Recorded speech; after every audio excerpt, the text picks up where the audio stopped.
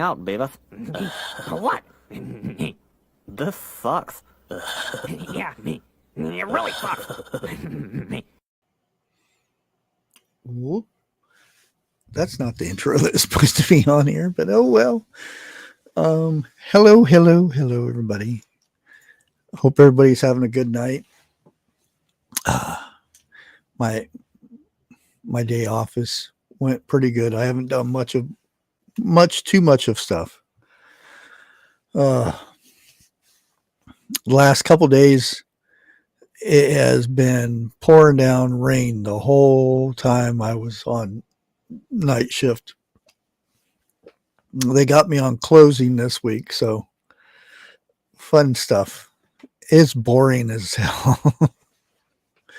But anyways, hope everybody's doing good tonight. I know this was I think I put this up like 2 hours ago saying I'd be going live. So don't seem to be too many people going to be jumping up here. But all I've been hearing people talking about is, the next world war is coming. We're going to war. We got Russia, Ukraine, Germany's getting mad, and, all the stuff that's going on in the Middle East. And it kind of reminds me of something. And I'm going to bring up Matthew. Matthew 24:6 through 13. You will hear of wars and rumors of wars, but see to it that you are not alarmed. And that's the most important thing right there. See to it that you are not alarmed. Because, if you get that fear in you, watching the news and worrying about the next thing that's coming, that thing, that's no good. That's not going to do anybody any good.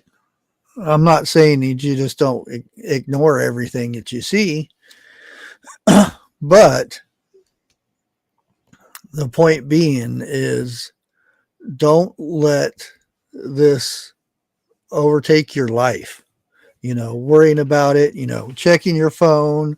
You go into the store, you turn your radio on, listen to the radio, and see what new stories that are coming out about India or Pakistan or all those places.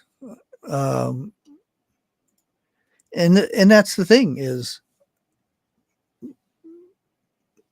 how do we know any of that is what is going on there? We can see pictures and videos of rockets flying over and things like that. And yeah, there's a lot of people dying and stuff over there, but there's been a lot of people dying and stuff over there for a long time.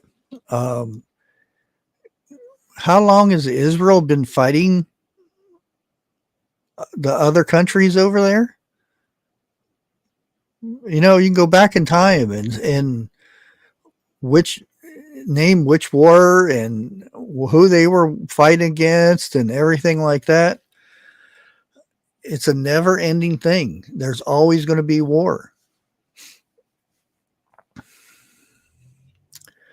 And I seen a poll.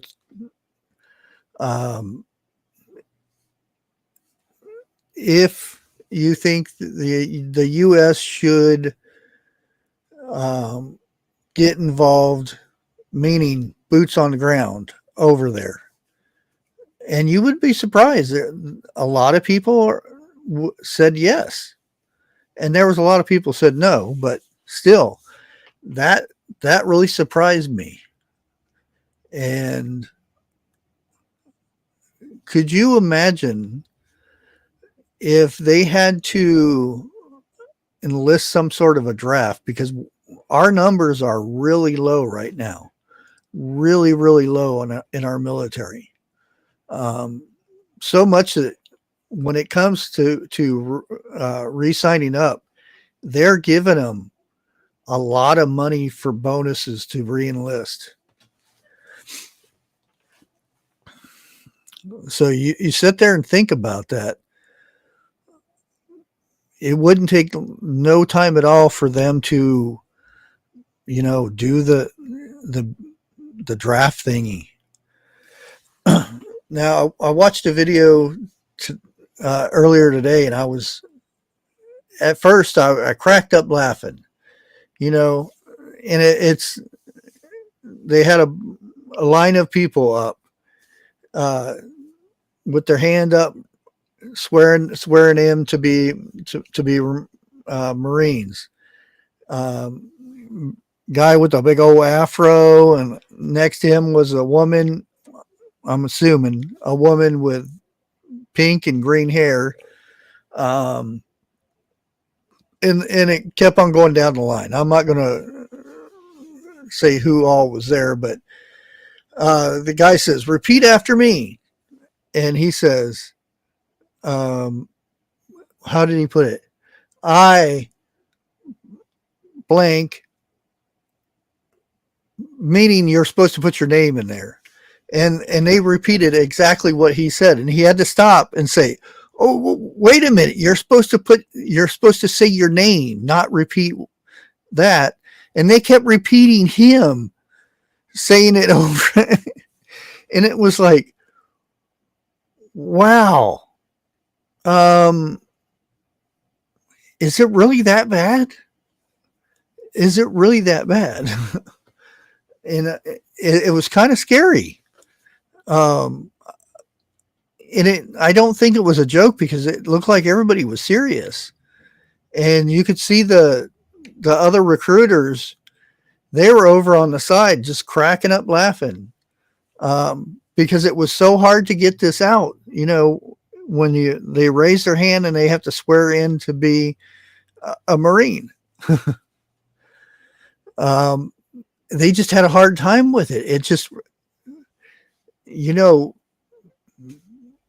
should think, oh, that's where my name goes. Me being, they didn't get it.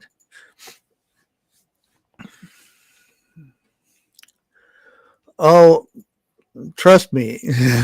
I know. Oh, yeah. I'm not going to say anything because, yeah.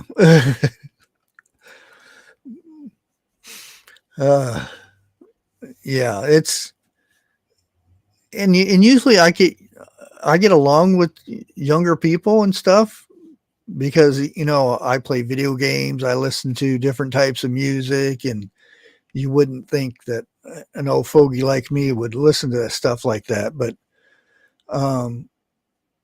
well, it's like on my gaming channel, which I've been neglecting. I got invited to an SMP. It's where a bunch of YouTubers get together and they make videos on a server. Anyways, I was the subject of their videos a few times, and they always brought up my age and how I still play video games and this and that. And I'm like, I don't think it's weird or anything. It's normal to me. I know a lot of people my age that play video games, that play it a lot more than I do. But anyways, I played an intro to one of my, of me building. I played some music in the background. And they said, "Well, we didn't think you would get into that type of music or whatever." And it's like, why? Now, I guess you could also flip it a little bit and say, well, there's a young guy that at work who's actually my boss. He's a manager of the outside, and we sit there have conversations about prepping and chickens, and how chickens work and all this stuff. And one of the things we were talking about is rain catchment. And he says in town they don't allow this stuff, but him being out in the country, he can do this. And he's experimented with buckets and stuff. And I told him to use the swimming pool filter sand instead of the play sand, which it's a little bit more expensive, but it's made for filtering out sediments and stuff. And he said he was going to give that a try. And I told him, just make sure you have some kind of a screening felt or something on the bottom of each of the buckets. That way it helps get that stuff out. And it's a lot easier if you have it to where you can pull that out and clean it and then put it back in one small. And a lot of people would think, well, that's kind of weird, a young person thinking about that kind of stuff.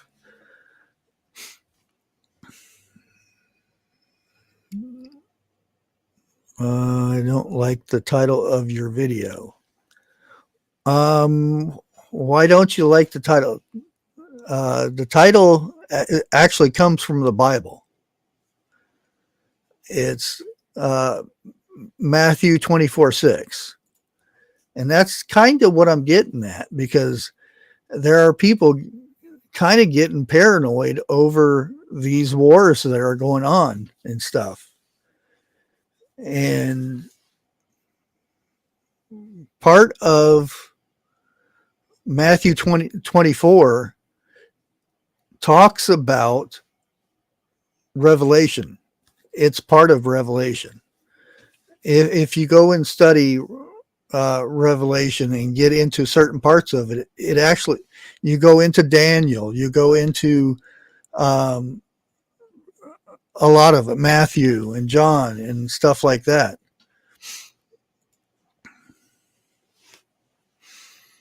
Yeah, that's the way to be.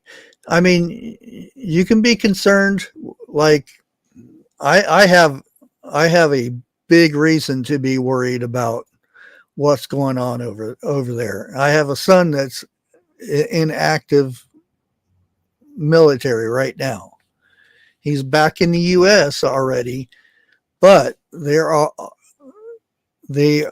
are multiple units being deployed as we speak of, in different areas. Fort Sill had over 1,000 people going to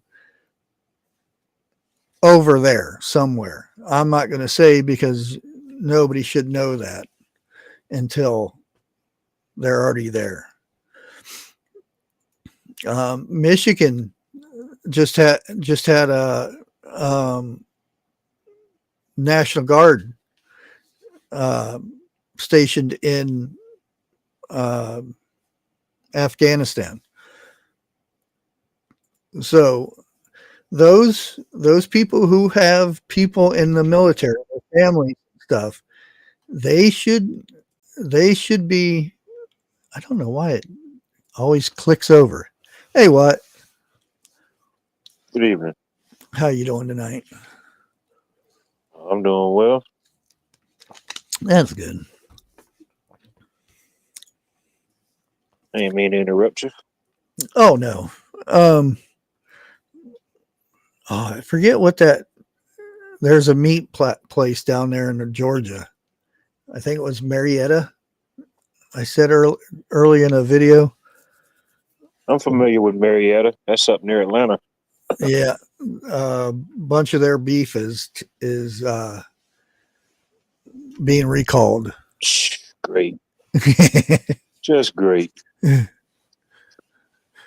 have to look into that. Let me see. if I can find it real quick. Of course, there's more. It's probably those illegal meat runners from Alabama, man. Older You, post.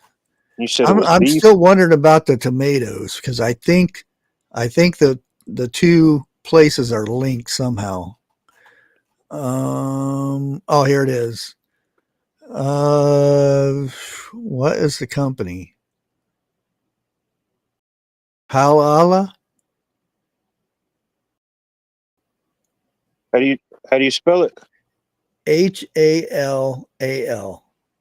Oh yeah, I've heard of that company. I don't know much about it, but I have heard about it. Yeah. That's the one with the beef? Yep. Hmm. It's just ground beef though. Okay. There we Oh, no hamburgers for Mother's Day. go. Hey, disabled prepper. Good to see you. Haven't seen you for a while.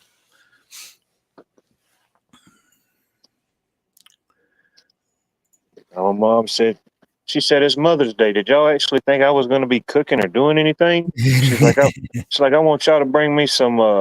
There's a place she likes to go get fried chicken from sometimes. She said, I want y'all to get me some fried chicken and some sides from there. I said, all right, that's what you want. Yeah.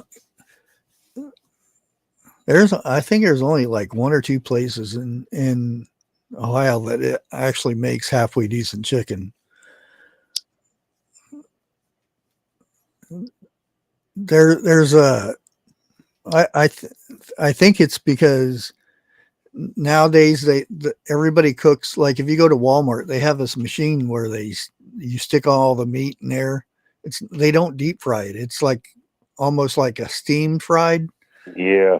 I don't know how it works or anything, but it's not the same as, like KFC or Kentucky Fried Chicken used to be. Yeah.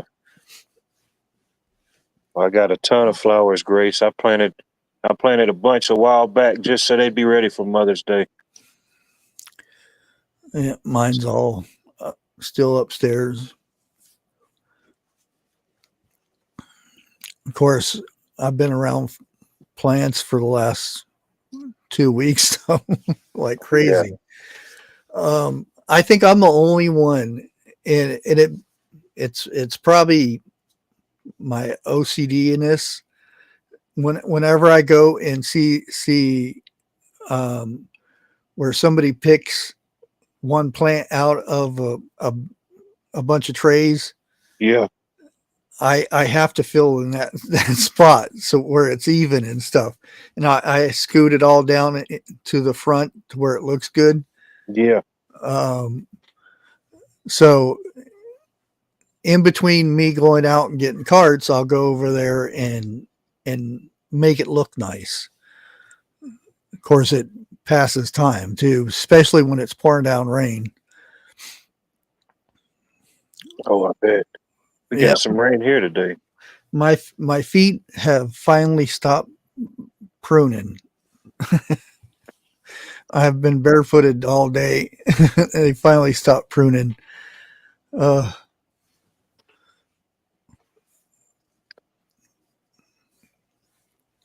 You think if you wear a what do they call them? Frog suit, something like that. I don't think it's called a frog suit, but anyways, it's a raincoat. Poncho? The only thing is, all that rain runs straight down and soaks the bottom half of you. Yeah. And at the bottom of me is my feet, and it you can hear me walking around with, it feels like I'm walking in buckets. And then like if there's core returns for batteries and stuff, I have to hurry up and take them to the back so they're in a safe spot. Not really safe, but so-called safe. And you, on the way back, I can see my own footprints because they're still wet from me walking through the store. It's probably going to be like that here the next couple of days. I think. Well, we got some showers earlier today, but today through, I think Tuesday or Wednesday, they called it for a bunch of rain. Yeah, I was thinking about wearing my rubber boots, but those things won't be comfortable standing up all day. Oh no! Yeah, because they got first couple minutes. Yeah. After that, not so they got much. a thing. If you get caught sitting down, then you're out of there. And and it's probably because my poor legs are old and whatnot, but I can't stand in one spot, so I walk. I took my my watch to track how far I walked, and I figured it out, and I was all 18, almost 19 miles In a week. a day. Oh wow! Yeah, the time I was there, because like if you get a call to load, if you're in the store, you have to walk all the way through the store, out the parking lot, toward the end of the loading area, and it's a good ways, and then just walking back and forth getting carts, because we only have one cart holder, and it's at the end of the parking area. Yeah. So we go out there and get the carts, and once it gets to a certain time, I'll follow the people out there and grab their cart before they do anything with it, and then hurry up and take it back in, then go back out and grab somebody else's cart. Just to keep moving, because if I stand still, then my legs start hurting.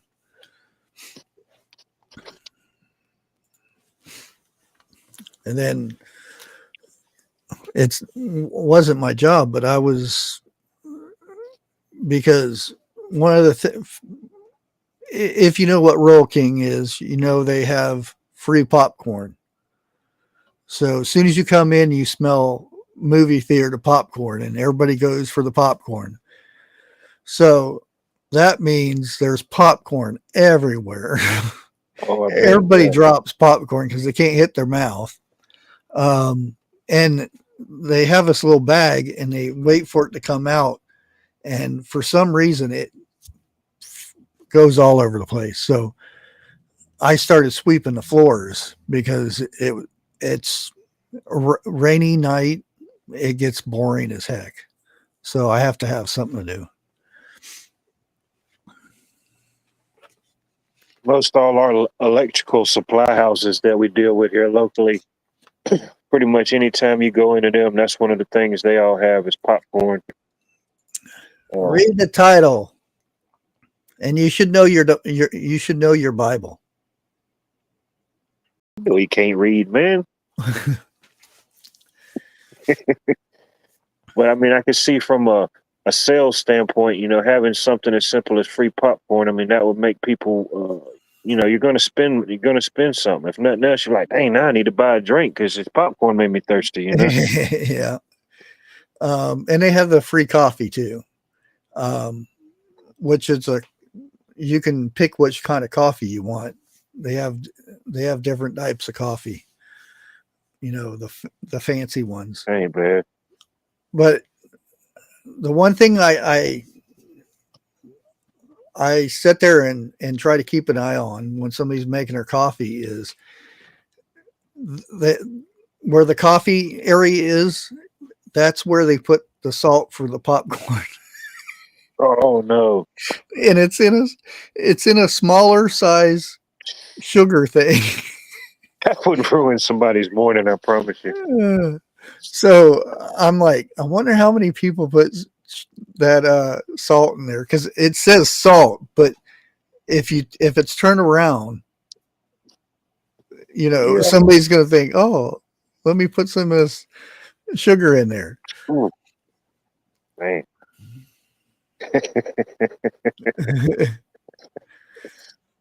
Oh, I hope I'm not that guy one day. But that Not like coffee it. smells pretty good. I'll have to admit it. I've been tempted to get me a cup here and there, but I'd probably go, I have a cup of coffee every now and then. It ain't something I buy or make, but like you said, they offer free coffee. Most of our electrical supply houses, they usually have coffee. So some of those cold mornings, I'll get me a cup, but oh yeah, yeah. that would totally ruin me. I'm like, yep, the one day I decide to get coffee, somebody pranks me with the salt. Yeah, that's especially when you're all wet and you smell that coffee and it's like, ooh, it's tempting. Yeah. But usually I try to stay away from caffeine now. Oh.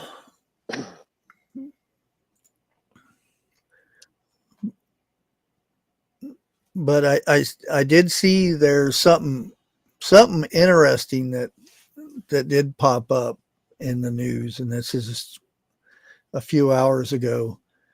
The mediation between Syria and Israel right now. I wonder how their talks are going. I don't know what exactly time it is over there now. Yeah, It's probably the middle of the night by now, or early morning. but because if they it said toward the end times, which nobody knows when that's going to be, is Israel will be surrounded by enemies, which they're pretty close to it now.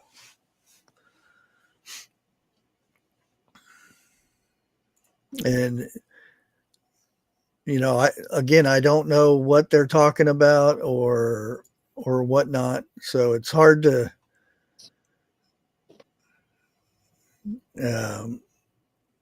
say what their talks are going on about.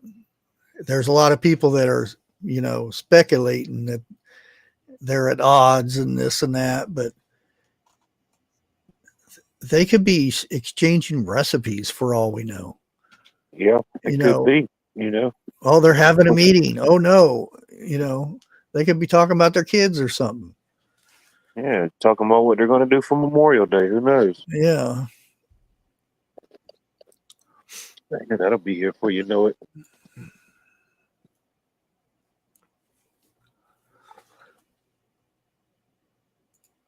Coffee delivered?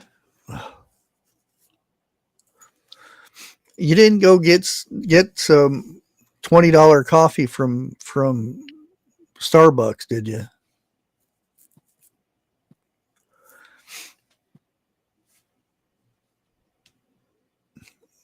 Oh yeah, but I'm not saying that's the reason why there's so many deployments right now to that end of the woods, but it could just be just in case, which I hope is the fact. Because like I said,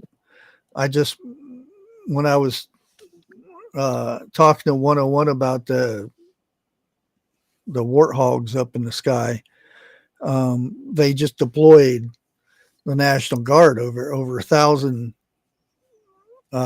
troops into Afghanistan.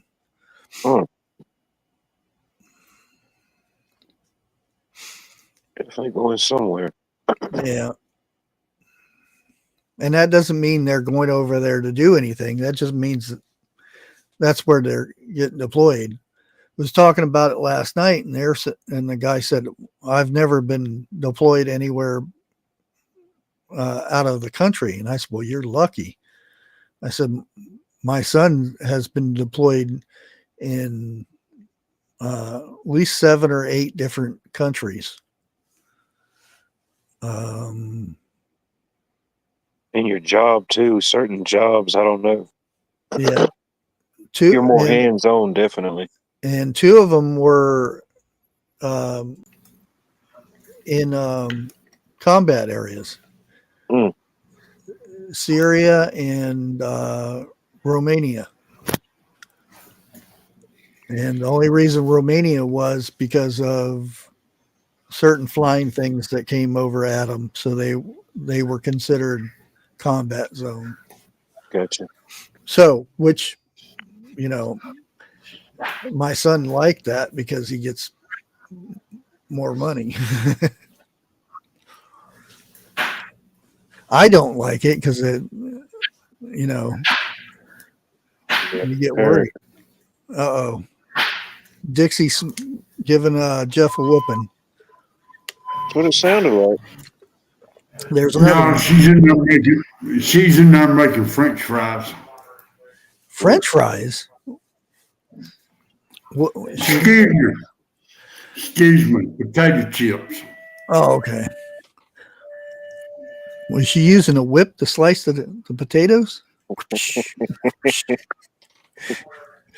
That's one of my dull knives that she does not want me to sharpen. Oh, okay.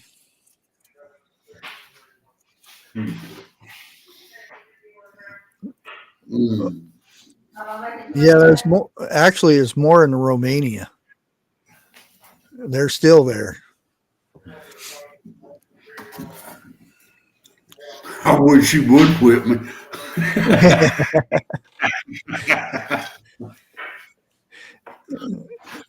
Oh, Jeff is never misbehaving. No.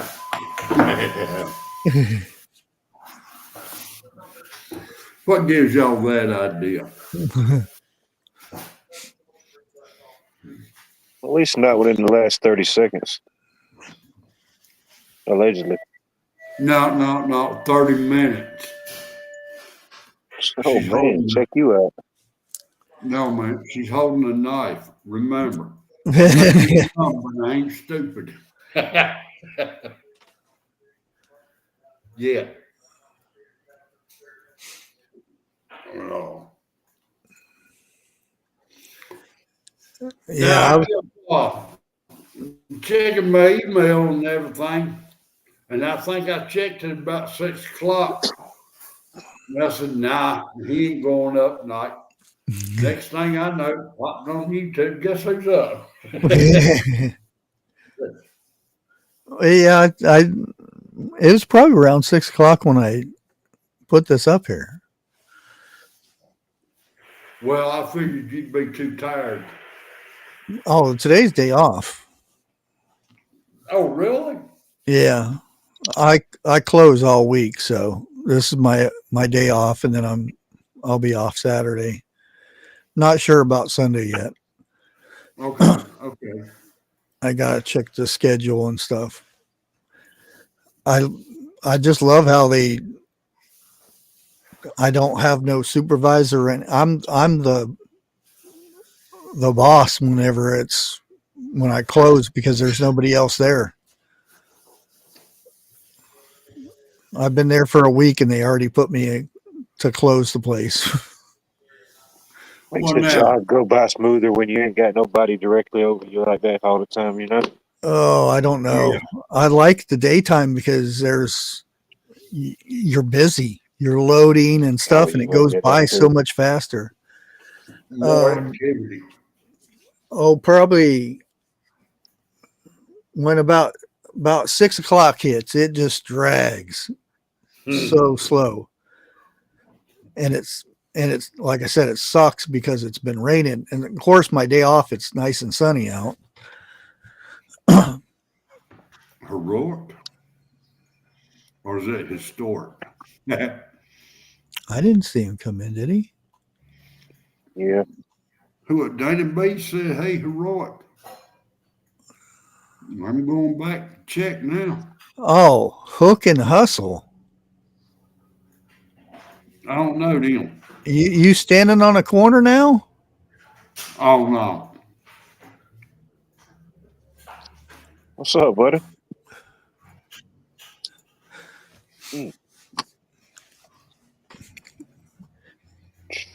He, Got more names than I got good pairs of socks. Well, if he is officially divorced, why does he want to hook and hustle on the corner? That may get him back into yeah, trouble. we'll see him next week, and he'll change his name again. Hey, Bait Miss and Bonnie. tackle.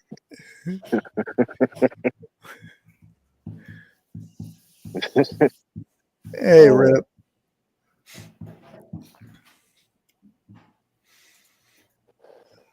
Yeah, other than Syria and Israel's still.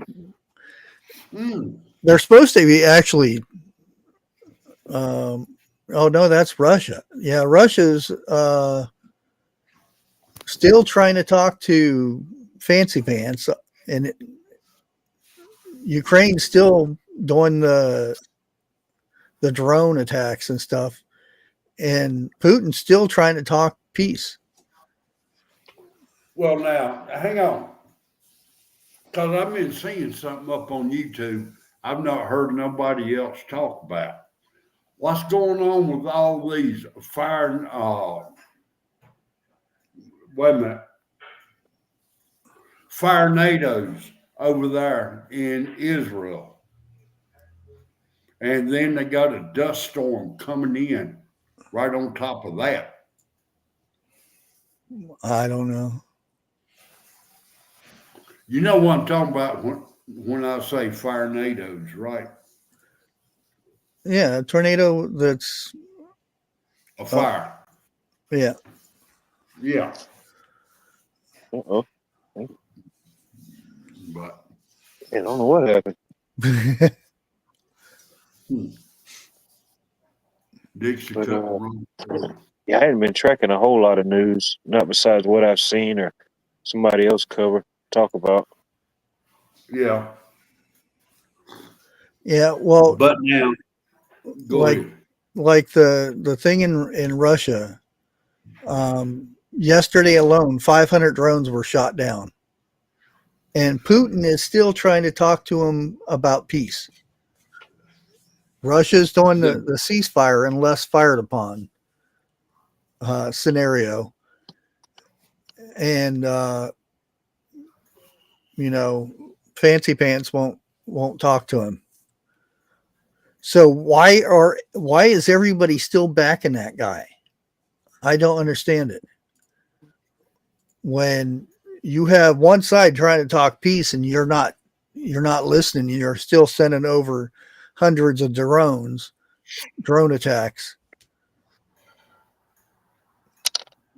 To me, he has something on people, or his country has something on people, allegedly.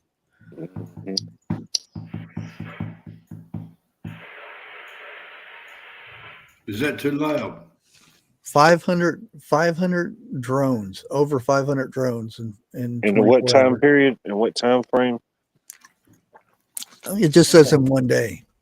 Oh, in a day. I thought it was like a week or something. Man, yeah, that's a lot. Just a day. Regardless, but yeah, in a day. Did you see the really? You want to go there? The alleged devices that they had during the alleged Pope's Easter ceremony, the devices that they had to take down drones if any was to come in the area? It might have been his funeral. Yeah, I've seen some images that, and of course, anything can be made, but it showed these characters with these devices that could be used to take down drones if they got too close or something like that. Yeah. Well, allegedly, they have, like, around the White House and major buildings, they have devices that will, if radar picks up said things, they emit stuff that will shut down a drone. It'll fall and before it gets there. It's I wouldn't call it an EMP, but the same effect, I would say. Yeah. And like those weapons you were talking about. Those are Okay, I quite forget I can expensive. say weapons. Yeah, weapons. Yeah, and it's handheld. You know, Yeah, yeah. it looks like something from Battlestar Galactica or something. Yeah, that or some, yeah, Call of Duty or something.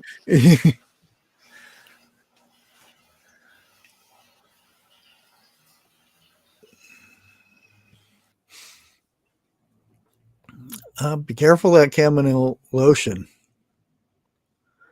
Especially, you don't want to put that stuff on you if you have allergies. There was somebody in another live earlier said they put chamomile tea bags on their eyes to get the swelling down, and they went, oof. Mm. I said, what? Yep. You gotta, Yeah, just because definitely it try it works on a for small somebody area. doesn't mean it's going to work for the next person, because it is a flower. Monty helicoptered that sucker.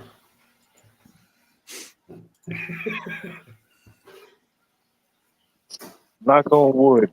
I haven't encountered anything that I was allergic to that I knew of. You know, it might have made me feel bad, and I probably don't remember what it was, but I don't know. Yeah. Did you know peas, lentils, and soybeans are in the nut family? So if you got a nut allergy, you can actually um, those can activate your allergies. I never knew that. Yeah, I didn't know it either until I was watching the video on. We were doing. I had 4 hours of herbal class, which I still have to mark down to make sure I don't forget it. And they were talking about allergies and um, some of the mistakable things that um, if they have nut allergies, that they um, sometimes eating a peach will set off the nut allergy because of the pit. Okay. Oh man, that'd be Well, now, horrible. doing a peach pit, oh, got that some type of poison in it. I can't think of it. Oh, Okay, Can't Bonnie. think of Good the luck. word, but Hope you two win a lot of money. yeah. yeah.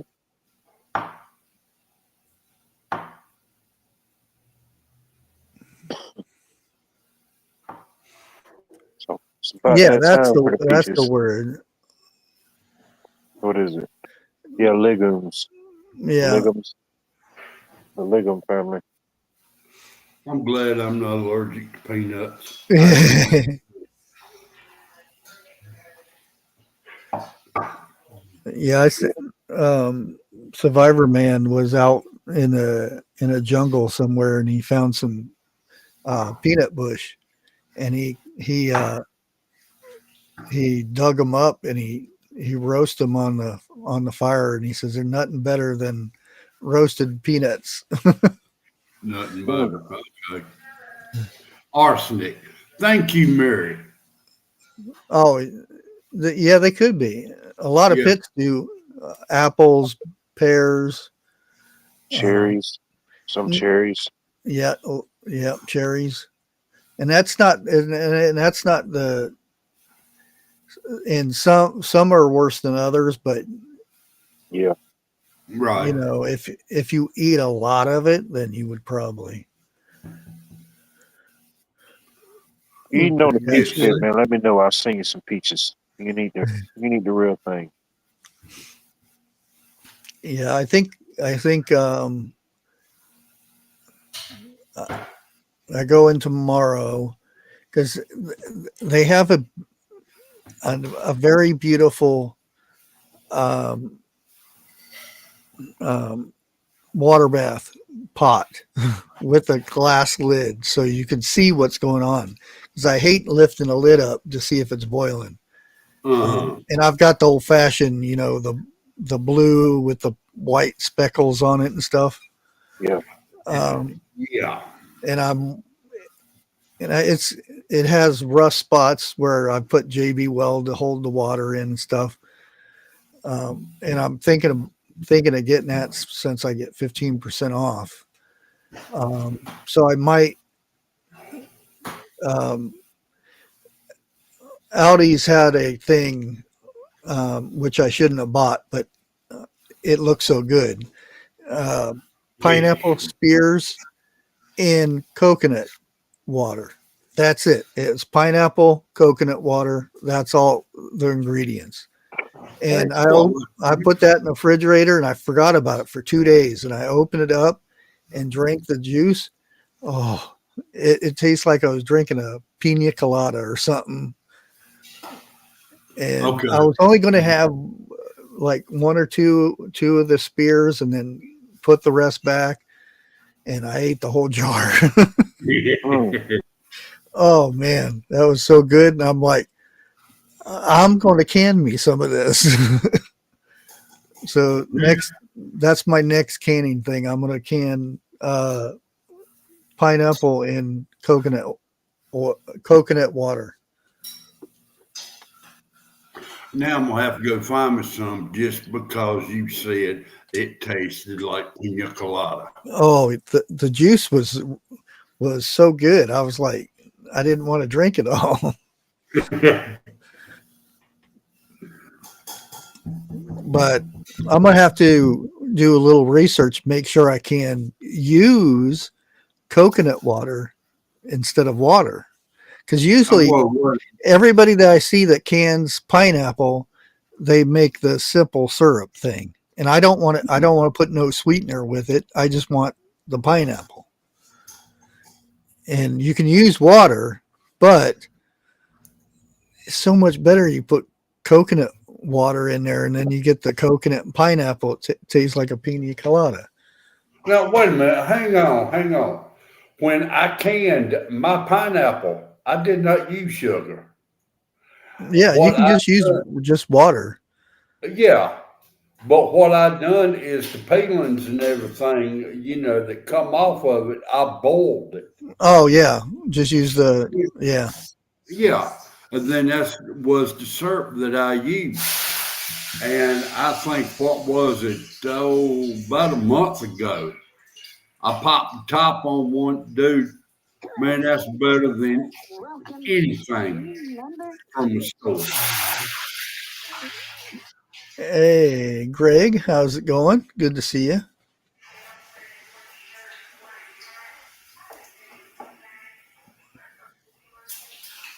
Yeah, they're good at that. Thank you for becoming a member again. 44 months. Dang. Yeah, but I don't see why you couldn't use coconut water. Yeah. I mean, you know more about it than I do, but I don't see where there would be a big problem. Yeah, I have a few ladies I can bug that I would know more than I would about it. But I think, you know, it's just sweetened water. Only thing I would be worried about is it getting real cloudy once it heats up, but I don't know if that would be the case. And the next thing is finding coconut water that's not got sugar in That'd be the only thing. If they put something in it that's other than just coconut water, that'd be the only downside. Yeah. No added sugar. Yeah. Because to me, you know, like going down to Georgia and seeing this big old juicy peach, you pull it off and cut it in half and you dump sugar on it. Who would do that? No, you must have been thinking about Alabama. Shoot, If the peaches is right and it's a good season, man, you ain't got to do nothing to it, man. You can't get it cut in half quick enough, you know, for your hands Look, just sloppy. my idea of an excellent peach is when you riding down the road and you bite into that peach and you got to pull your shirt off because it's done soaked up all the juice off of your arm. Jeff, you don't have to worry about that now. Yeah. It all goes in the beard. I ain't saying a word. Okay,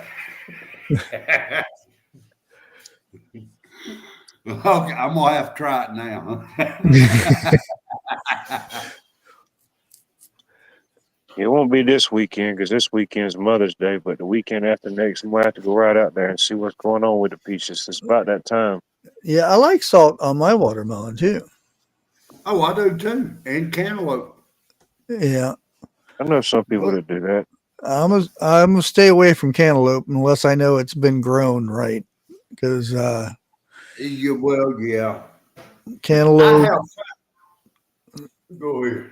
There's a cantaloupe was hit last year really bad with salmonella and listeria. Well, I have found out in my area there is more fruit markets or fruit stands opening up than ever before.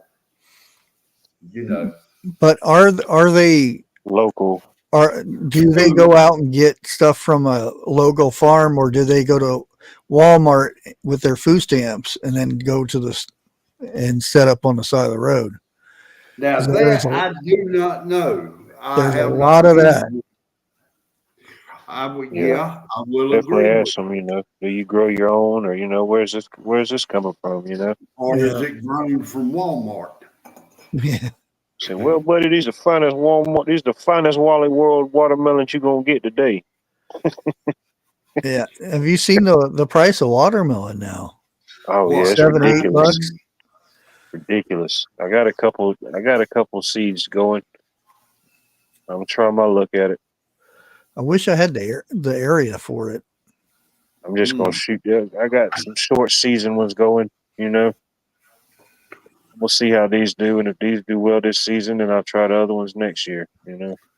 Well, I think something like 50 miles from me, they call it the Sand Hills.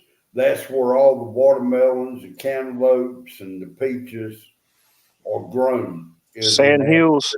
Yeah. We got a Sand Hills, Georgia. Well, what good is potato chips without salt on it? Oh, sorry. Let me mute myself. Yeah. Oh, y'all just remember this. Hump Day! Yeah. $7.98 for a small watermelon. Yeah, it's crazy. Yeah. It's crazy. And the thing is, you want a watermelon so bad, but if you get one, it's going to taste like crap. Yeah. It's going to be no flavor, and it's more green taste than anything. It's hard to get good watermelon. And toward the end of the season, you're going to have ripe watermelons for about anywhere between $3 to $6. Mm-hmm.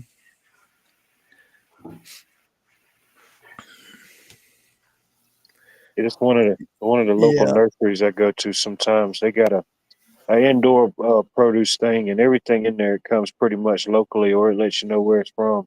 But like when watermelons in season, I remember last year they have pieces cut up where you can try it before you buy it. That's what I like about it. Oh yeah. But I bought me one of those. It was, I can't remember the name, but the watermelon inside was orange, and man, that was probably one of the best tasting watermelons I had. I forget the name of it, but inside it was orange. I've had one of them, and they are pretty good. Yeah. Yeah, they had like out west, They sell fruit all the time on the corners and stuff. They'll peel out a mango, and all you have to do, and it's on basically on a stick, and you just eat it without. And they'll sprinkle some spices on it and stuff. Oh, Yeah, good like stuff. tahini or Tahini. something like that. Yeah. Yeah, I love mangoes, but man, you can't hardly find no good ones around here. yeah. Papayas, they do the same thing with papayas. They'll cut out the seeds and everything. Watermelon, because that's the big thrill of it. They'll go like this and Oh yeah, like slice Fruit them up. Ninja. They'll sit there and go and peel them to where all you have is just a watermelon left, and they'll put it in a little bucket or I'm something. gonna lie, I watch some of those videos on YouTube sometimes. Those fruit stand guys, Yeah, they got it down to an art. yeah. That, and the main thing is tamales. Every street corner you can find a tamale cart. I love a good tamale. Oh yeah. Every day when I in Phoenix, I'd leave and I'd give the lady $20 and she'd give me a basket full of pork tamales. Oh, still to this day is the best tamale I've ever ate. I've never had a better tamale.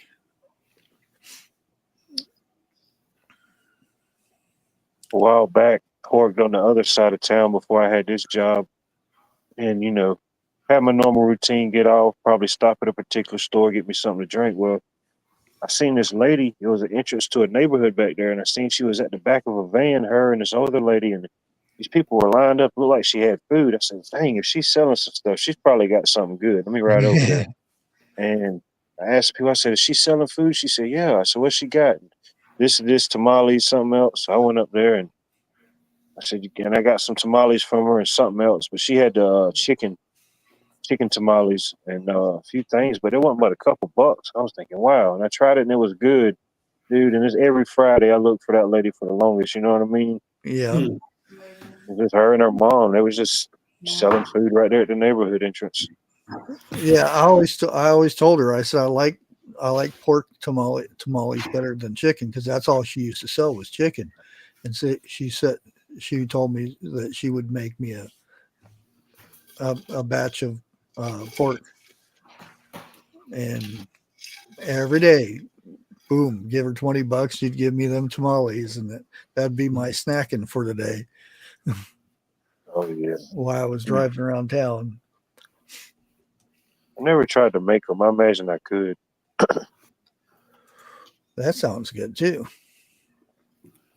They shouldn't be that hard to Oh make. yeah, brisket tacos. What, Can't go wrong with tamales? that.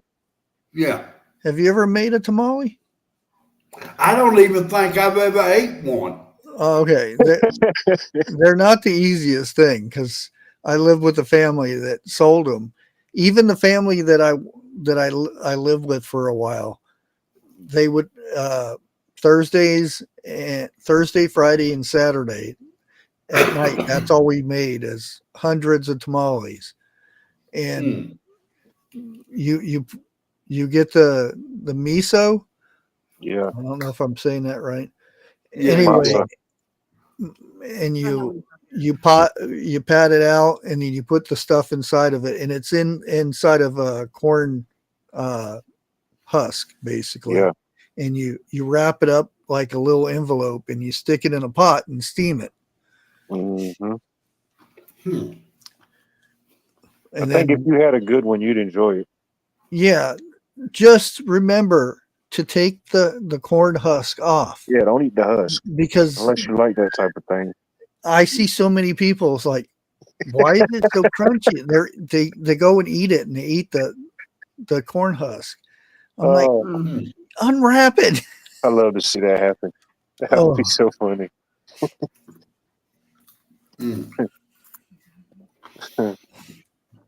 Yeah, I never seen how she made the filling of it. But What's that? Tamales. it was cooked overnight, and we only did chicken too.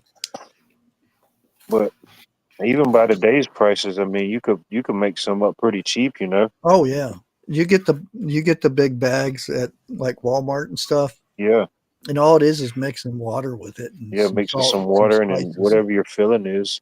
Yeah, I'm gonna have to go to the Mexican restaurant up here and try some. Eh, Be hitting Well, miss. I mean, come on, as close as I'm gonna get. Yeah, yeah. That's even the Mexican restaurants here, and I'm not saying there's nothing wrong with them or they're just it'll been in give you an Ohio idea too of what it long, is, though. Yeah, but they're not. They're too huge. Americanized up here, I think. And I'll ask and I asked them for sopapillas, Yeah, and they're like, "Huh?" And they're Mexican, so I don't understand. And um, my daughter went to cosmetology class with their with a daughter of theirs, and she came over and I was asking her questions about it, and they were like, they've never been to Mexico or anywhere like that. So, Yeah. and she didn't speak Spanish. So I'm like, I mean, I know for a fact because I know the difference between refried beans and refried beans in a can. There's a big difference, and they use a can, and I don't. I mean, you can doctor a can of refried beans up, yeah, tastes pretty good, you but can. there's a big difference than making a pot of beans, slow cooking pinto beans, and then frying it up Mm-hmm. in bacon grease Oh yeah, and no mushing doubt. them down. There's a big difference. And I, like I said, I lived with a Mexican family that the only one that knew how to speak English was my best friend, and they would be going off telling me stuff, and then he had to translate back and forth.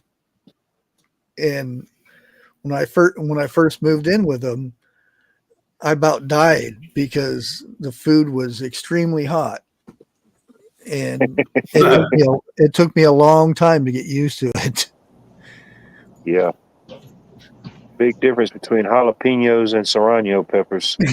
Yeah, yeah. Hey Like guys, chili rellenos. What the way they do them up here, they just stick a bunch of cheese in it and that's it. And I'm like, that's not how you do it. I'm not Mexican, but I know the difference between how you're supposed to do it, and I guess I kind of understand because people in Ohio, all you have to do is put some chili powder on it, and it's Mexican food, I guess. that's like putting curry on something and saying it's Indian food. Yeah.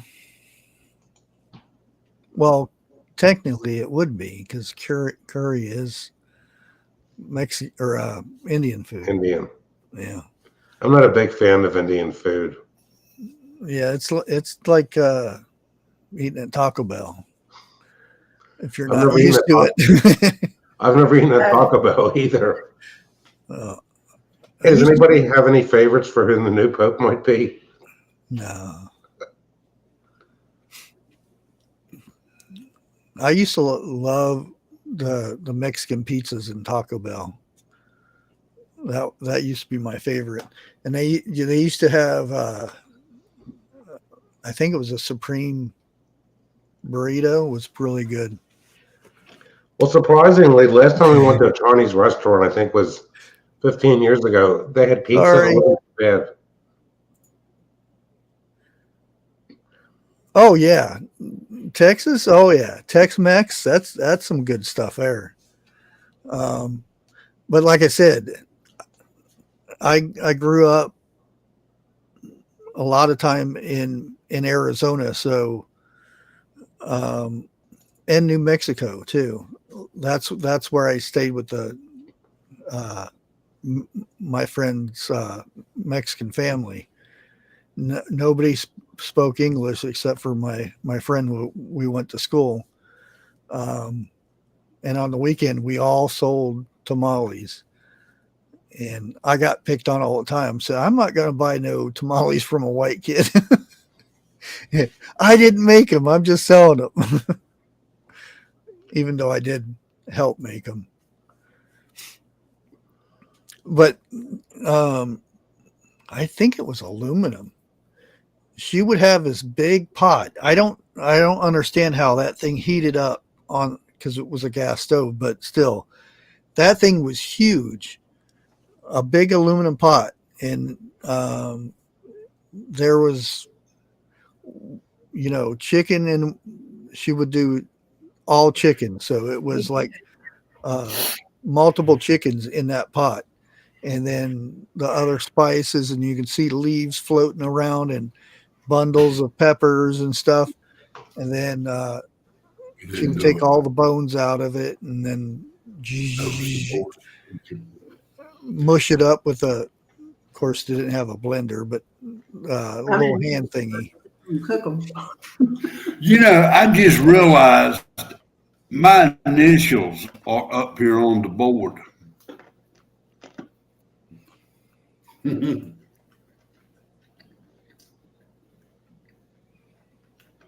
JWB.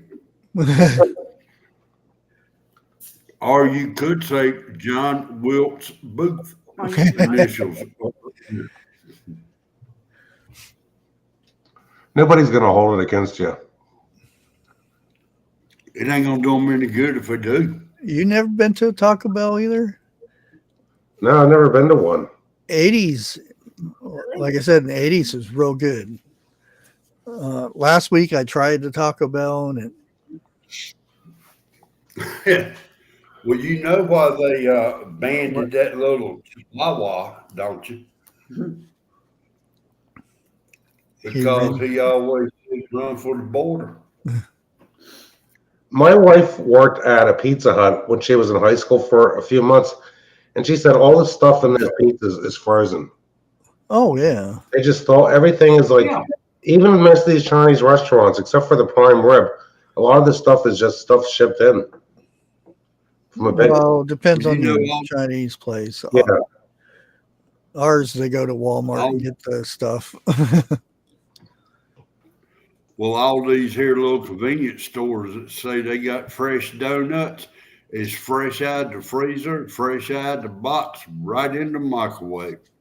Right into your mouth. Yeah, I've seen, speaking of Walmart, there's been a lot of people posting videos showing shortages. We went to Walmart on Sunday and all the shelves were stocked pretty well. Yeah, again, For me. it depends in your areas. You're close to a big city, so yeah, Philly. Who are they going to make more money on? A place in a big city or a place in the country? And actually, the super Walmart here, every time we go there, we feel like we're in the minority.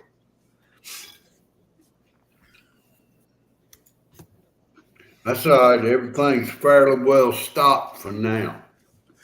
Well, see, that's the thing. What happens if you can't go to the store anymore? Where are you getting your food? SOL. I hate to say it. Yeah. But there ain't going to be but one place to get it and how to get it. Yeah, depending on location. You figure if you got a truck coming in every week or if you got a truck coming in every 2 weeks, you can figure that's about how long it'll take. I've always wondered. No, 3 days. A store has, even in the back, a store has 3 days of supplies. So, and that doesn't mean, everything's going to disappear. It means like the major stuff will disappear first. Then everybody grabs this.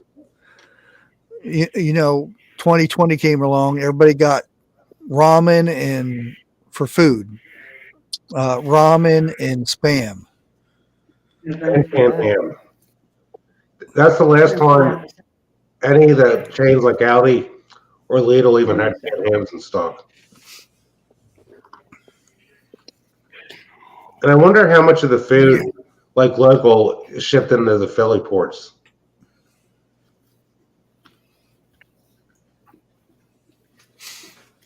Say again. Because of me being like 25 miles from Philadelphia, I wonder how much stuff really comes in from Philly. Because the stuff from China is not going to go to the Philly port. Well, there's a lot. All you have to do is get the report. It's an open report. All ports. It's not like a hidden thing. You can go to their website, and it'll tell you how many ships and where the ships came from and everything.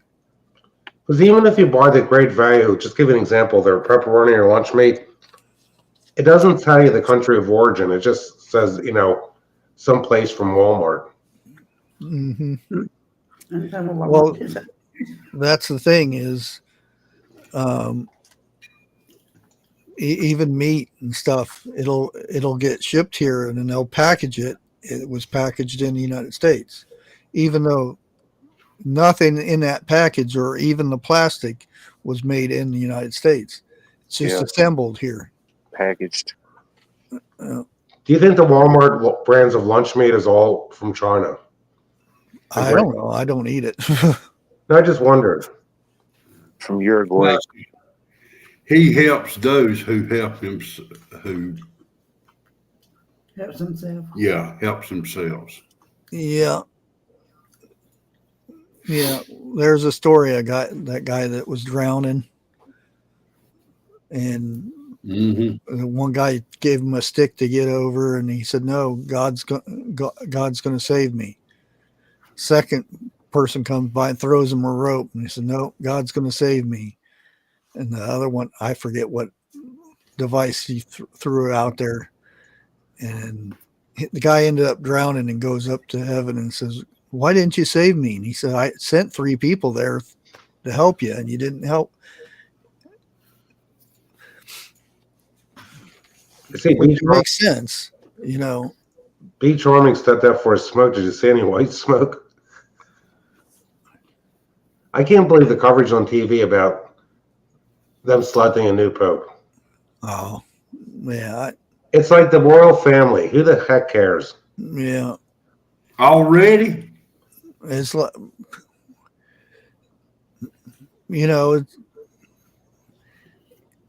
people get more, well, here in the United States, I would say, people get more excited about the draft. We went to Walmart to get a can opener because the last one we got, it doesn't open. It's having problems opening the cans. And you know where all the can openers are made? China. You know the best type of can opener there is? 20 gauge.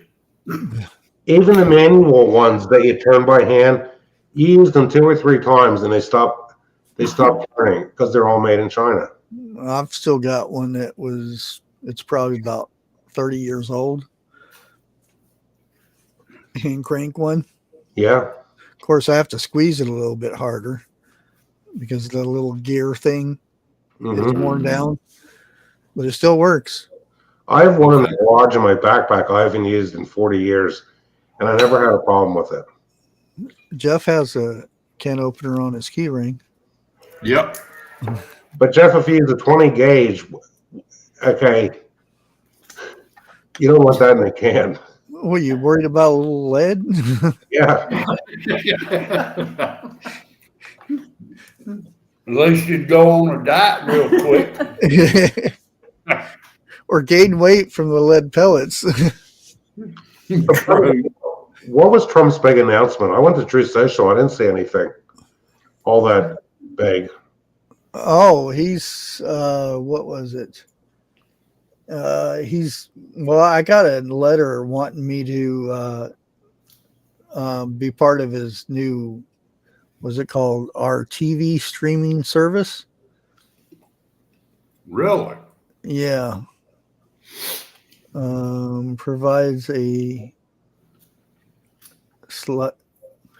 unbiased news channels and non-woke and on-demand videos of somewhat your content.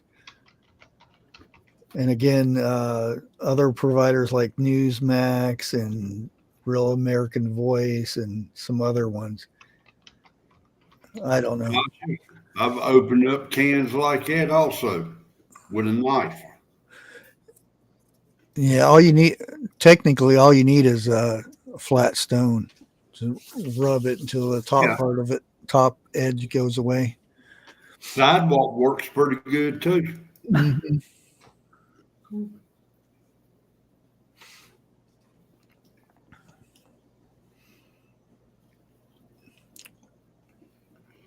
Let's see, I got 2 electrics, about 3 or 4 of the type you talking about. You know, you squeeze.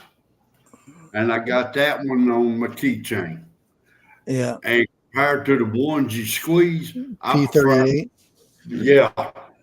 Remember the old ones where they had that little pokey thing and you had to go. Yeah. I got one of them too. Come think about it. I I had one somewhere, but I don't know where it's at. I had it up here. I showed it on the live ones. It's kind of like a straight handle. Yeah. Yeah.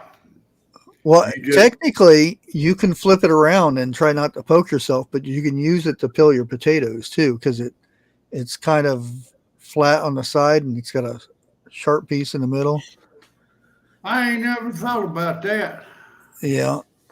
No, I didn't know about it either until I seen Dave do it one time on one of his shows. I'm like, oh, I got one of those. I could do that. Well, part of the problem is most of the canned stuff that gets eaten in the house, it's me and Holly. Hey, whoa, wait a minute. Hold on. The best way to open up a can of beans, pintos, or whatever. Don't say put it in the fire. It'll do it. Guaranteed it'll do it. What? Put it in the fire. Yeah. I just don't want to be standing close by, but you realize that everybody that gets hit by a bean burns in that spot. yeah. I know that for a reason. Yeah, I do too. And let's just say I was taking a leak with my pants down and got hit in the butt with a bean and almost flew into the lake. That would be bad. I thought you was gonna say it hit on the front side. Oh no. Everybody else got hit because they were all around the fire and I was like 8 feet away and I got hit by a wad of beans. Well, see, they asked me to open up a can of beans. Okay. I said, sure. And throw it in the fire and everybody run. It takes a while though. You could see the can. It was getting bigger and they were like, is it going to open? Oh yeah. It's going to open. We said, I don't know. It should eventually. And then. But when it opens.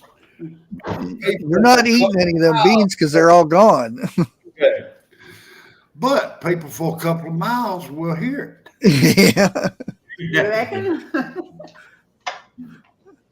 We are. Me and a neighbor lived in front of me. He was out there. He had a burn barrel. And he was throwing stuff in the burn barrel. His wife come out there and threw a bag of trash in there and she was laughing. And I poked the boy beside him and I said, "It's time to hide." He said, "Why?" I said, "Because she's laughing." I stood behind a tree and heard the aerosol can explode. And then a millisecond later, I saw the can go past that tree. I'll tell you the story. Saturday, my wife got a can opener at Ollie's Outlet. We used the thing once. The next day, I went to open the can, and the motor was and this one works, but it's got problems with any cans of bowl and basket vegetables at Hamilton Beach. The one we got from Ollie's Outlet for $14.95, the same brand, and the one we got at Walmart looks exactly the same as the one that we got from Ollie's, and we've used it like 3 times. I mean, it's I've an had the one electric can opener. Jeez. Because I have issues with electric can openers quite a bit. They stop working. They usually go out a window or something, or smashed alongside a wall. And I get tired of trying to get that thing to work, and I think That sounds like a telephone ringing about 2 or 3 o'clock in the morning. Out the window it goes. You know what annoys me? These can openers used to have a knife sharpener in the back. None, you know. Don't use them. Don't use them. I didn't know. I always sharpen knives on them, and they actually came out pretty good. Oh, you ruined your knife. You got to just grind the very edge of it a little. No, dude. If you don't care for a knife, then I would say yes. Go ahead and use it. But all that is doing is eating that metal. Because I think the first can opener we had when we first got married, it was a gift. Lasted almost 30 years. And since then, forget it. Yeah, I've had mine for about 15 years now, 16 years. Oh, well, we had that in there. It's been a good I while. don't know. We thought it quit working at one time. We got it back fixing. Yeah. Got back working. I went, well, like Dixie was just saying, we thought it quit working, about 6-8 months ago. As I went to the store to buy another one, she got it working. Come to find out, the handle on it pulls out so you can clean it. Yeah. I didn't know that. She didn't know that. Pushed it back in. It opens them up pretty as you please. It's just like toaster oven space heaters. None of them are made anymore in the United States.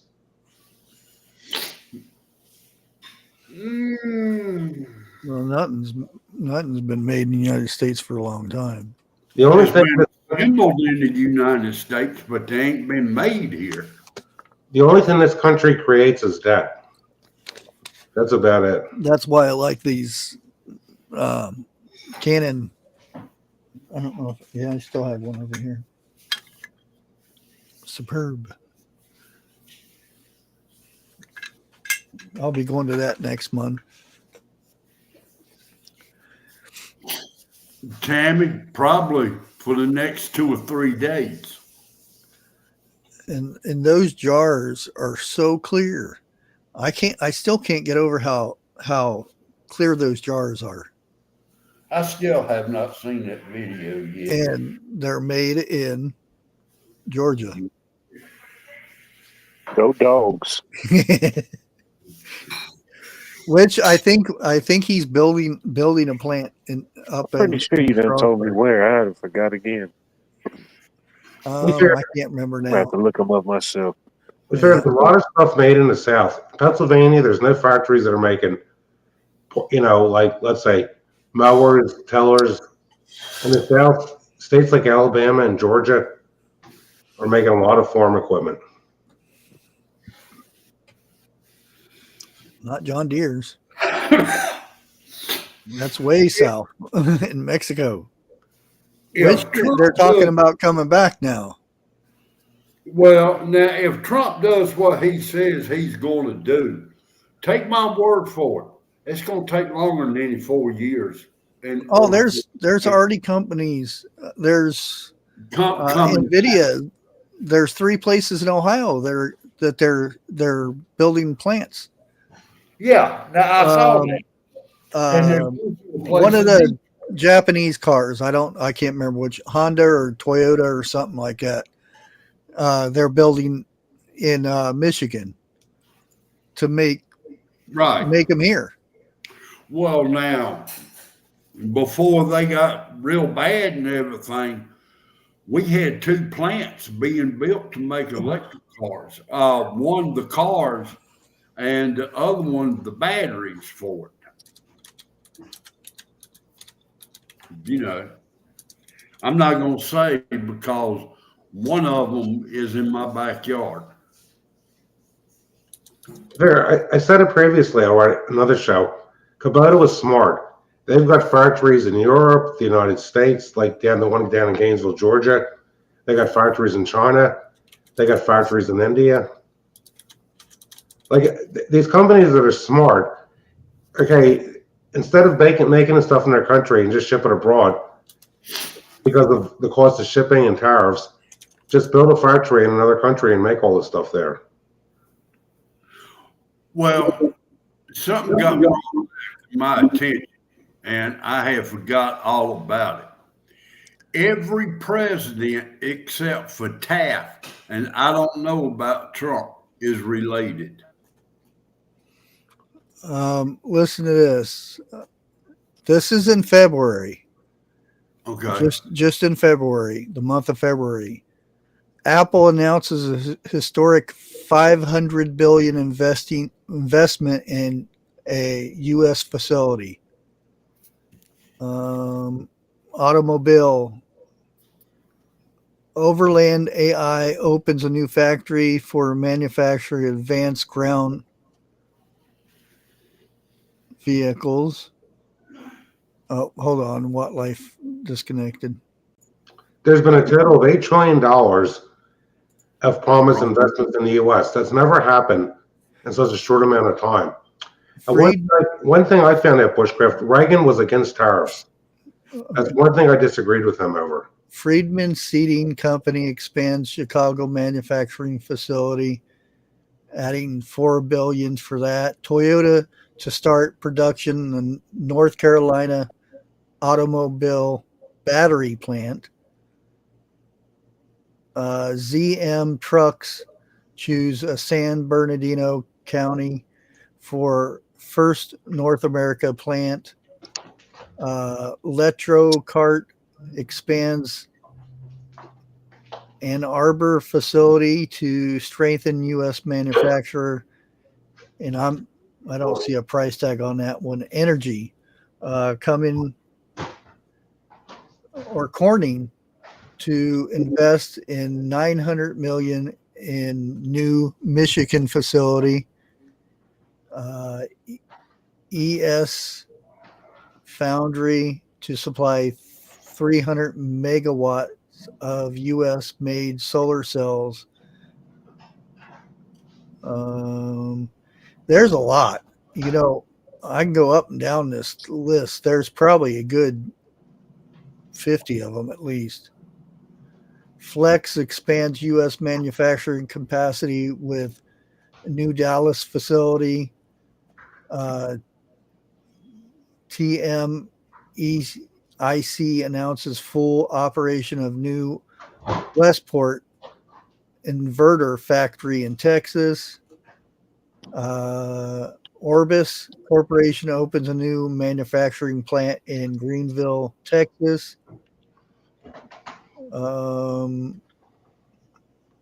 Dago North American announces new manufacturing warehouse facility in Alabama. Paris Banquet North American announces expansion with its North American manufacturing plant in Texas. And that's $180 million. Yeah, I can go down the list. And that's just February. To answer Tasha Huntley, my opinion is the tariffs are good because look at all the companies that are investing in the United States. I'll tell you one thing I know. Okay, hardly any companies in the United States make rotary tillers out of USA made parts. Land Pride, who Kubota bought out a few years ago, everything's made in the U.S. There's other companies that make tillers, and the parts are sourced out to either Italy or China, and they're not as well made. Another company is Howard Rotovator. They still make their own parts. I think the tariffs are a good thing. But who ever heard of $8 trillion in this short amount of time being pledged for investments? Yeah, the thing that gets me is everybody says, well, he's charging way too much. And a lot of times he's charging exactly what they're charging us. He's just, we haven't had fair. Why is that a bad thing?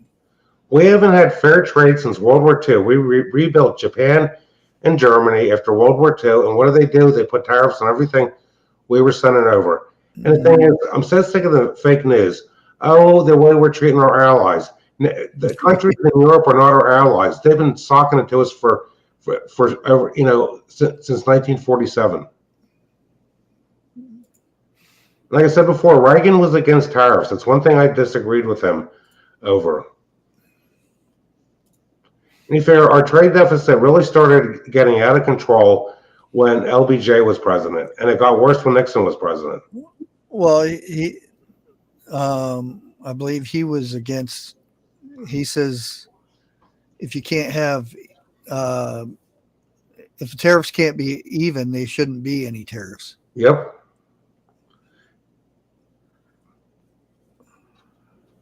Trump's trying to level the playing field. You figure Reagan started NAFTA, and what did Bill Clinton do? He just gave in. And I know some liberal family members, their whole thing is, oh, the people in China needs jobs. It's America first, not China first. You figure when we were kids, when Jeff and I were kids, almost any pair of jeans you bought anywhere, Levi's, Gap, Wrangler, they were all made in the USA. Not anymore, though.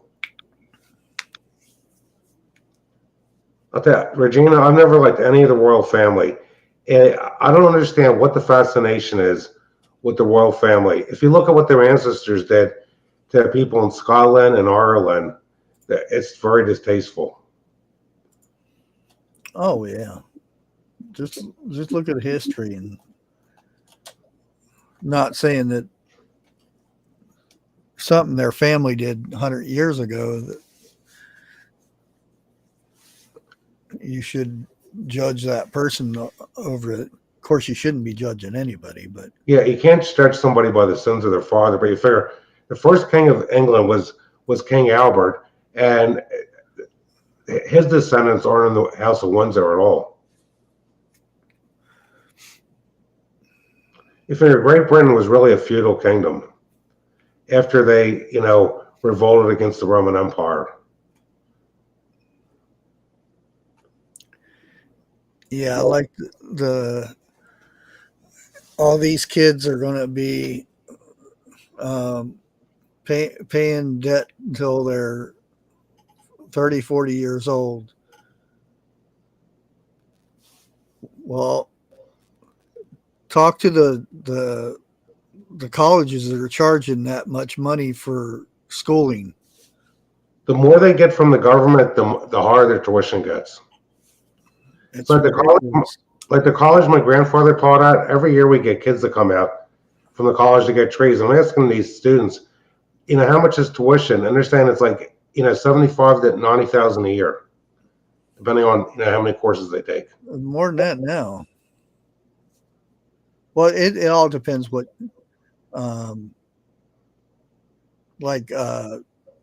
if you go in for a doctor, the 5 years is like over 5 million, but it's probably more than that by now. The thing is, if somebody wants to get a doctorate, it depends on what area. Sometimes it doesn't cost them much at all. And what annoys me is how you figure the whole space program in China and what Iran has, their students came here decades ago, scholarships. They were educated for free. What do they do with what they learned? They went back to their country and made stuff that's could be used against the U.S. Our tax dollars are basically Well, whose fault is that? It's our president. You can't get mad at the students or the countries for them come over doing that. It's the colleges because they get money for that student to be in that school. If the government cut them schools off, Yep. you wouldn't see that anymore. Why bring students to this country? I heard an interview on the radio. Yeah, some of these students, their whole mission is to destroy their country. Why bring people into this country and educate them if their mission is to destroy our economy and our government? Because if you're going to take a country down as rich as ours, that's the best way to do it is from within. Yep. I know, Jeff. And the thing is, it's not our fault. I see videos on YouTube how people are living in the Philippines, Manila, and some of these people, well, it's our fault these people are so poor. How's it the United States' fault that these people are so poor? These people have too many kids for one thing, and there's not enough jobs for them. Well, that's what they say here. There's no jobs, but There's always I filled out one application and that's it. Went to the interview and got the job right then. There's 3 factories around here always hiring: Uniform Tube, Superior Tube, and there's another country that makes brake pads and other products similar called Palmer International.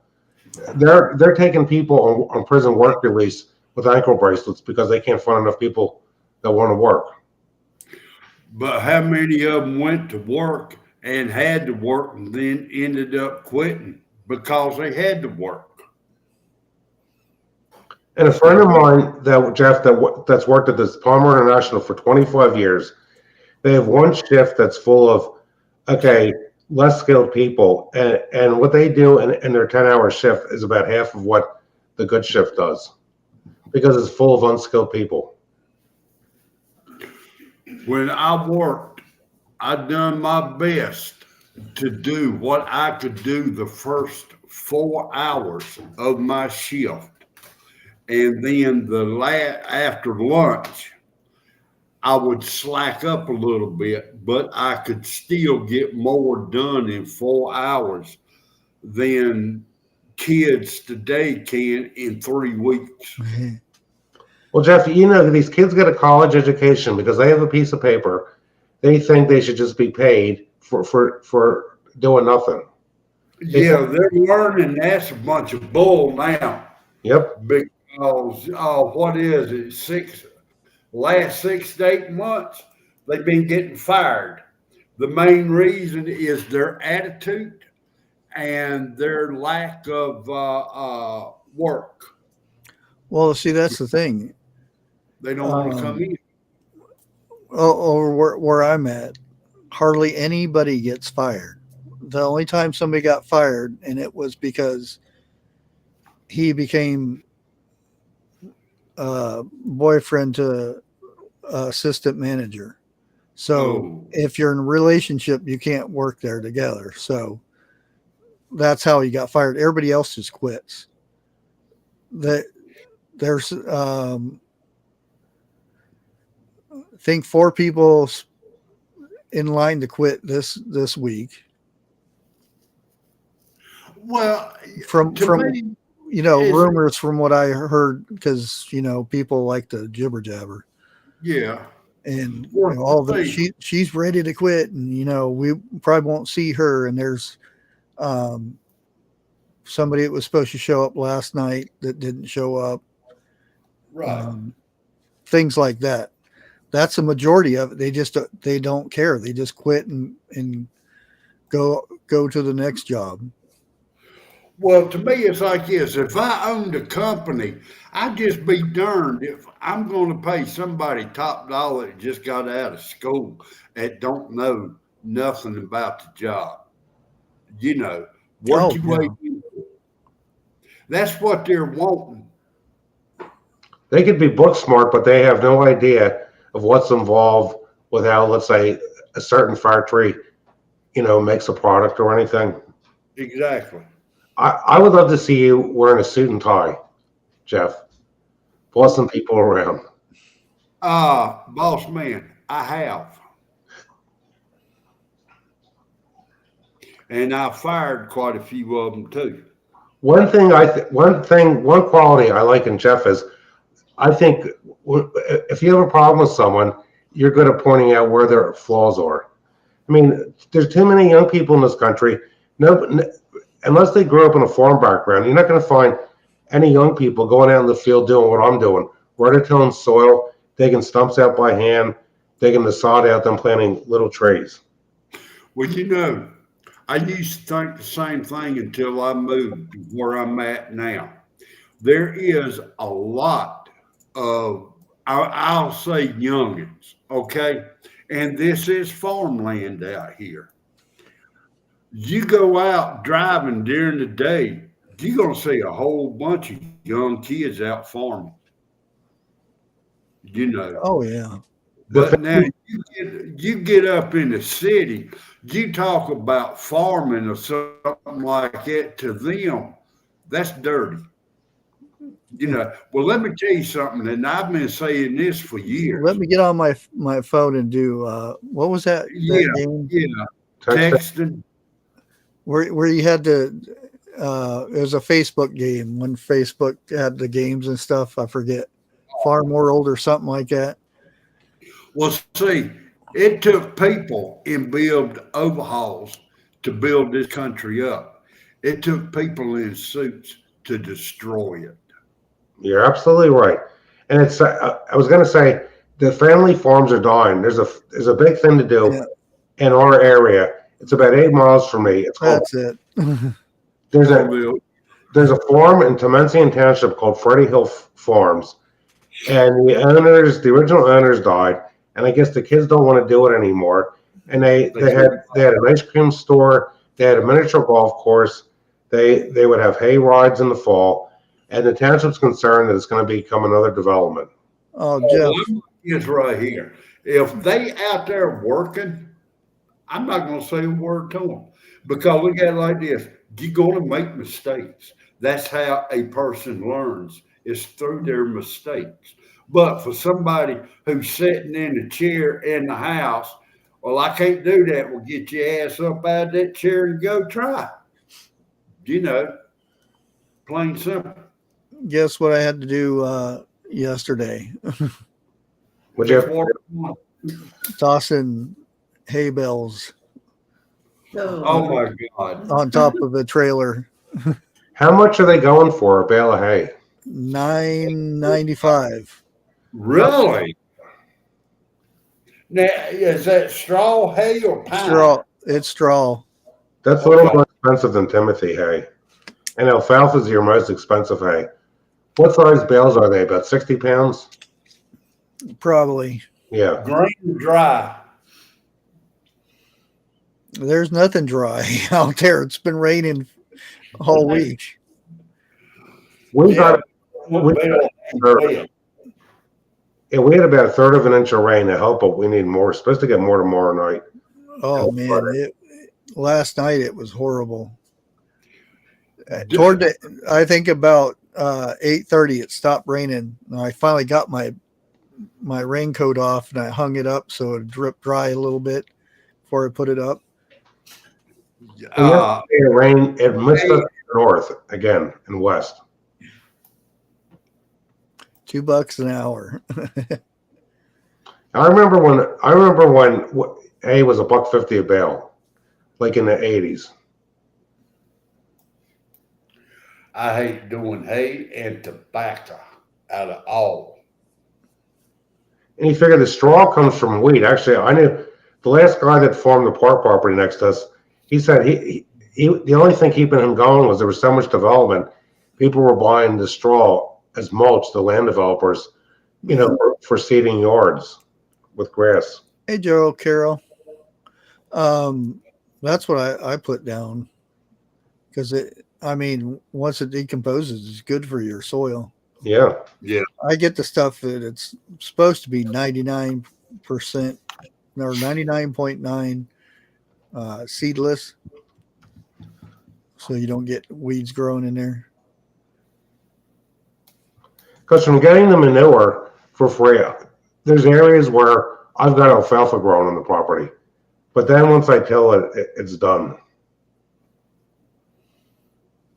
And I like seeing the alfalfa come up because the hay, alfalfa hay, that needs a lot of calcium. I mean, some of these people I've been saying for years that have these horses, someone that has horses for whatever purpose, not just for, you know, entertainment, they're spending a lot of money feeding the horse alfalfa hay. I gave my rabbits alfalfa. Hello, Buster. And at the time I bought it, it was like $7 A bale? for a bale of it. Yeah. I think last time I bought a bale, which has been quite a few years back, is like about $2.50, $3 a bale. I know the Amish grow a lot of it in Lancaster County because it likes that. Like around here, if you would grow alfalfa, you'd have to probably put down 3 tons of pulverized limestone per acre. Well, see, that's what I got up there that we don't have down here is an Amish community. Yeah, but they have the best soil. The soil here, even though we have limestone, when you drill to get a well, we don't have limestone on the surface. If you go north of me, for like McCungy or Hereford, Jeff, the farm fields up there, they got limestone the size of, you know, bricks that you'd use for masonry.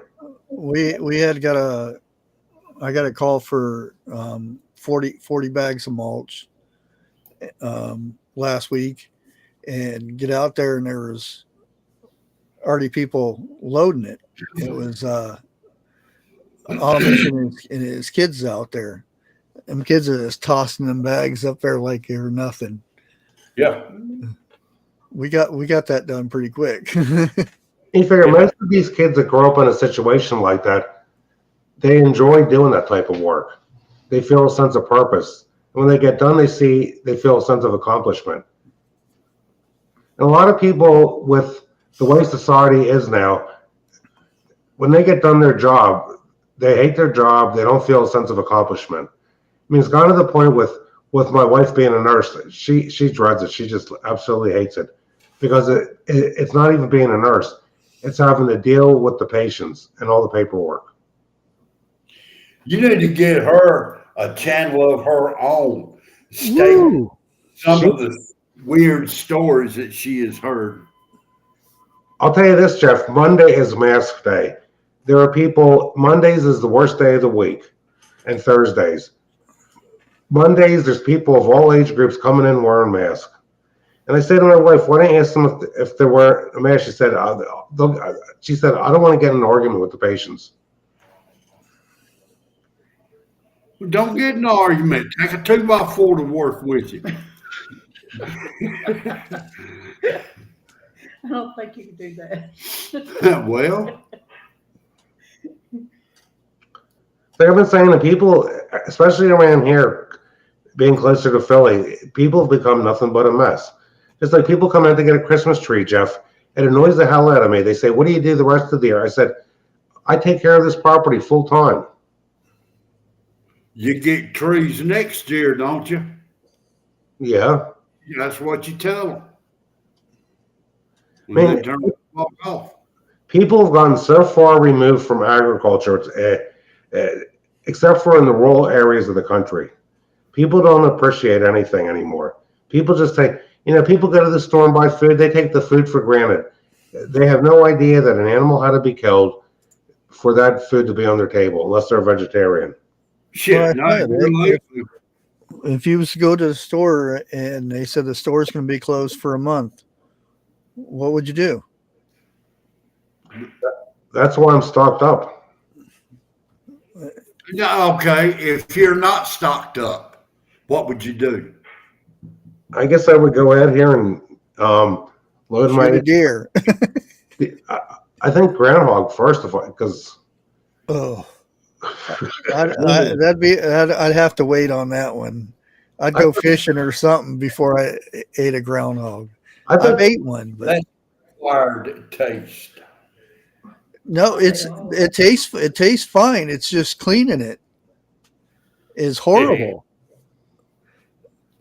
Let's see, either rabbit, squirrel, deer, or let a couple of cows loose and hit them with your truck.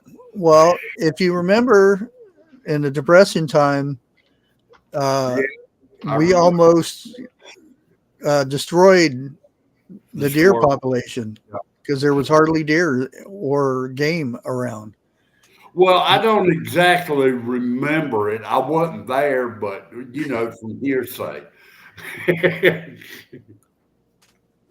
But you're right, you know, and I hate to say it, that's fixing to happen. Oh yeah, yeah. When everybody and their brothers out in the woods trying to get a squirrel. Well, the thing is, make it at home with that squirrel. Okay, would be the next thing. Now, I would say the three of us up on here know how to do this, but we've never done it. I've never got it at groundhog though. We passed groundhog. Yeah. But if you ain't got no power, how are you going to keep the meat up? Smoke See, it. like I said, the three of us, we just about know how to do it, but there's a whole lot of people out there that don't. Yeah, I've smoked meat before. A friend of mine, Well, fish. I ain't never done meat or anything like that. I did fish. a friend of mine, I haven't seen him about 4 years. It's a long story because I'm not involved with the other property anymore. He told me he smokes deer meat, makes jerky out of it. He says it takes about 2 hours to do 1 pound. I've never done that. Is he smoking it or is he dehydrating it? He's smoking it. That's awful fast. He says 2 hours he can do 1 pound. And I tried some once and it was delicious. He's McCormick seasoning. How long does it normally take to do one, Bushcraft? To smoke, and Yeah. and this is smoking from. Well, we did salmon, and it was about 6 to 8 hours for salmon. What, slow cooked? Well, now I would think no, not slow cooked, smoked. Oh, Yeah, I 'cause would- you don't use a fire in there. You try to get. You have a fire set next to you, and you put the coals over in the tent. It was a teepee, and had cross members, and we had the fish hanging up inside of it. Well, now would you? I didn't know how to do it, and this was an actual Indian on a reservation that did this. That showed me how to do it. Would it be safe to say this right here? And like I said, I've never smoked. Okay, meat. I'll put it like that. Would it be safe to say if you got 2 or 3 hounds, you're gonna smoke them? What, 24 hours? Oh yeah, and again, if you're doing it with a fire, not in a electric smoker. Right. That's the only thing I can think of is how he smoked it was. I think it's electric is what he did. Or a gas one. Because if you're starting a fire, you have to man a fire next to it. And once those coals, you move the coals and then you put what chips that you're going to smoke over it. Because you don't want a fire because you don't want to burn your food. You just want to smoke it slowly. Okay. Now, if you're smoking it, like hickory or something like that? Is there certain types of wood? Now, I'm going wood. I'm not going coal. Yeah, the hardwood. Okay. I think. Is B still in here? I think in Alaska they use aspen, if I'm not mistaken. That is some hard wood. I'm gonna tell you. I'm pretty sure it's that white aspen stuff. Is it aspen or ash? ASH. No, not ash. Aspen. What state is Aspen in, by the way? Colorado. No, it's the wood. Yeah, I know, but there's an Aspen. Is it Jeff just said Colorado? Oh, there's probably a lot of them. What state is Colorado in? Colorado is a state.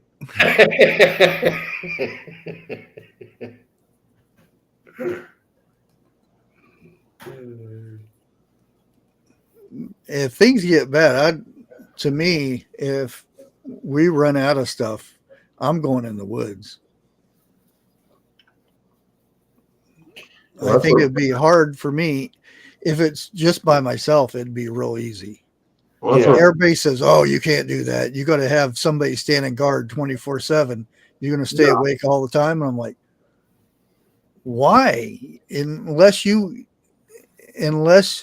you're making all kinds of racket and making and cooking coffee and baking over a blazing fire, then you shouldn't be seen, because you can make a fire without Smoke. letting smoke.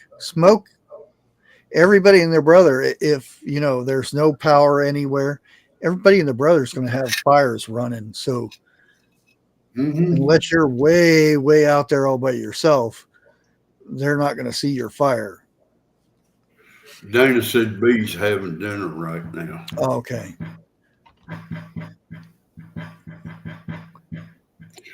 But I mean, yeah, you can. And well, Jeff, you live out in the boonies, basically. If a deer steps on a stick 100 yards from you, you can hear it. Yeah. And you can tell the difference between man or animal out in the woods. I don't care what anybody does. Unless Dixie's watching the vineyard checks, then you might not be able to hear outside. Well, you may be right with that. And you figure in my area, okay, I have a neighbor behind me. He's in his late 30s. He's pretty handy, and he has a generator. Because if there would ever be a situation, we'd help each other. Because he knows I know what I'm doing when it comes to getting animals for meat.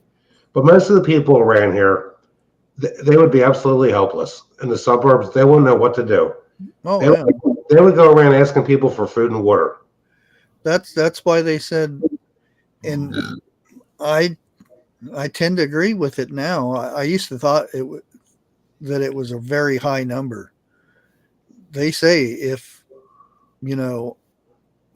whatever happens and all the power in the world goes out, for whatever reason, in 30 days, 90% of the population will be dead. 90% of the population. And that's just in the United States. You go to places in Africa and stuff, they won't even know power went out. Or, in countries where they're still going out to the stream and getting water and stuff like that. They won't even know about it. You figure in Afghanistan and Africa, groups of women walk 2.5 miles every day just to fetch water. Yeah. That's talking about some healthy people then. Natasha, I don't know what would happen.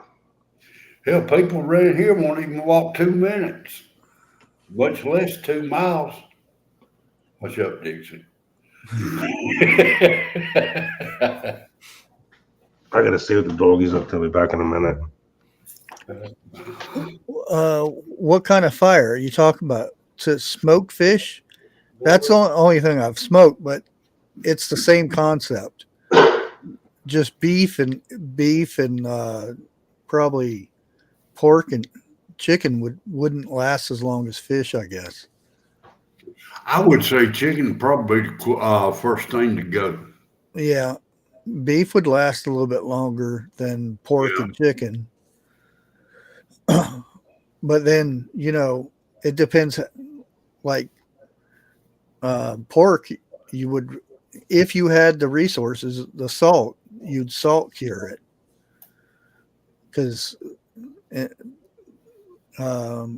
salt curing lasts longer than smoke curing for pork. I'm not sure about the beef or anything, but Well, now, question here in the States, where is there a salt mine at? Because used to be way back yonder, salt mines were plentiful. I can't even one now. Michigan didn't 101 say there's a big salt mine in Michigan? I do not remember. That they drive in the trucks and stuff. Dude, that would become the next gold mine. Think about it.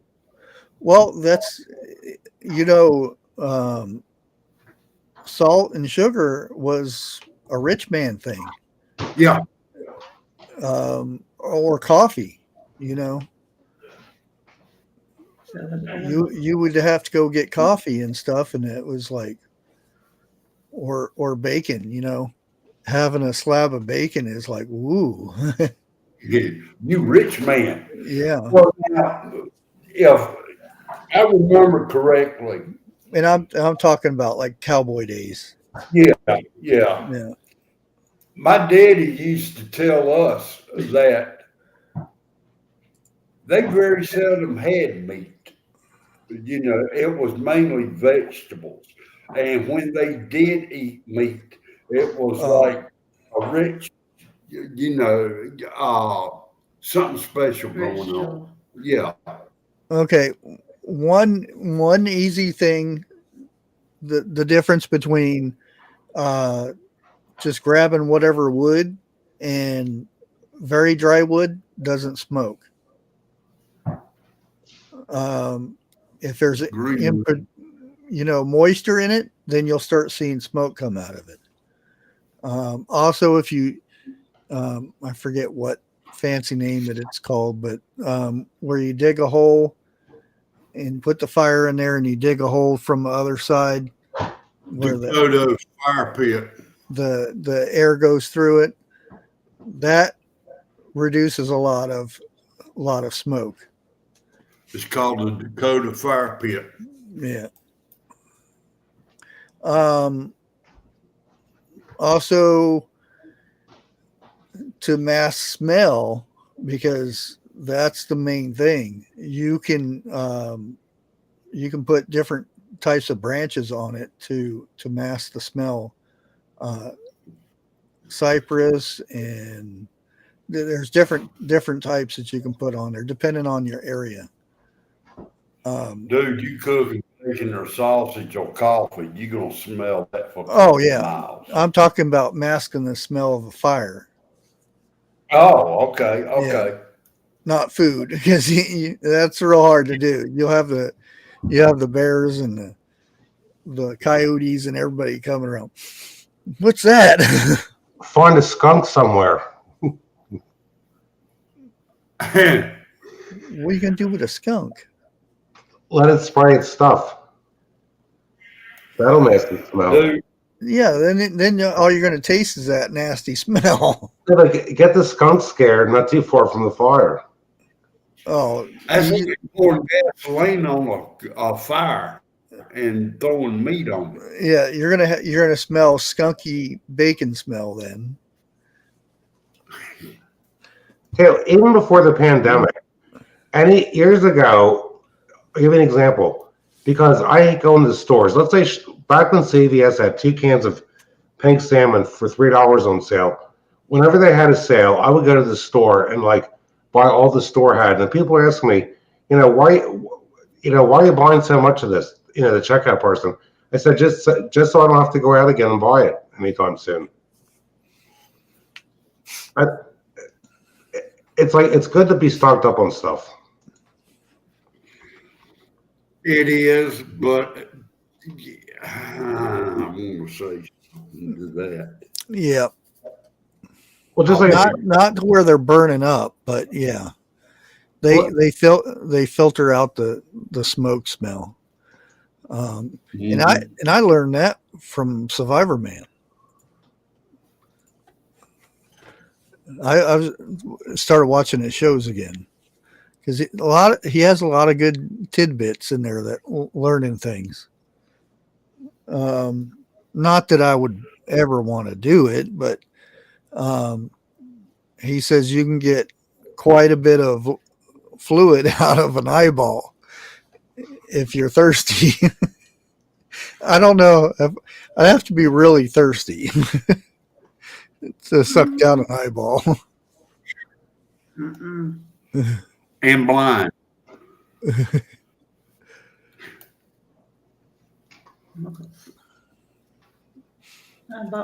the other guy, I couldn't stand him. Bear Grylls guy.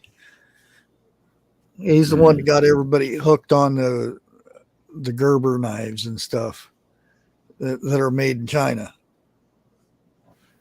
Only because he was sponsored by them. That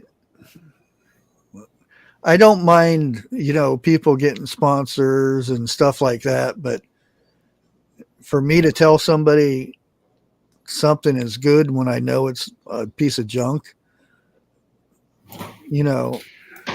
I couldn't do that. That's why if I don't like it, I'm not going to sponsor it. I promote those lids all the time because they're if you pick it up and you hold a ball lid in your hand and you have one of you can feel the difference. Plain as day. Cheap and good. Even in the test kitchen, they'll use both things.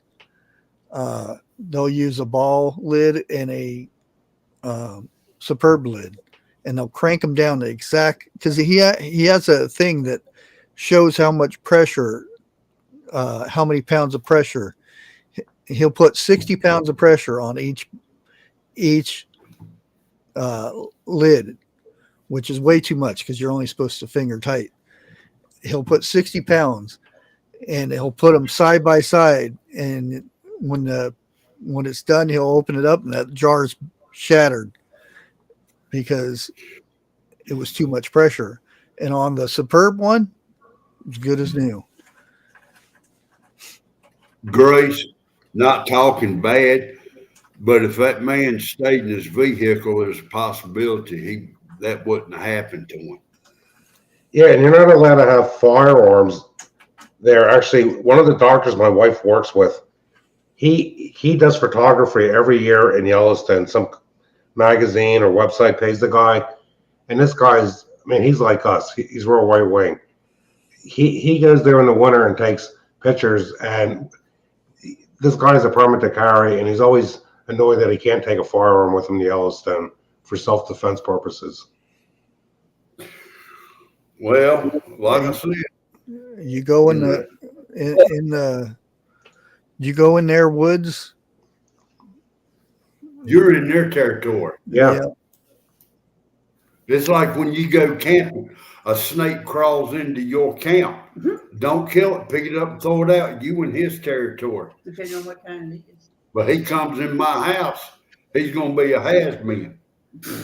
Now, and again, I don't know if this is true or not, because even Survivorman even says it. Your camp, he puts a rope around the camp, and a snake will not go over a rope. They used to say that in the olden days with in cowboy days and stuff. They'd have a rope going around their camp, and they said a snake won't go over that rope. I don't know if it's true, but if I had to camp in a snake infested area, I'd have a rope around my tent. I'm going to tell you right now, it's false. I know. Trust me, it's false. I don't know. I've seen a lot of people do that.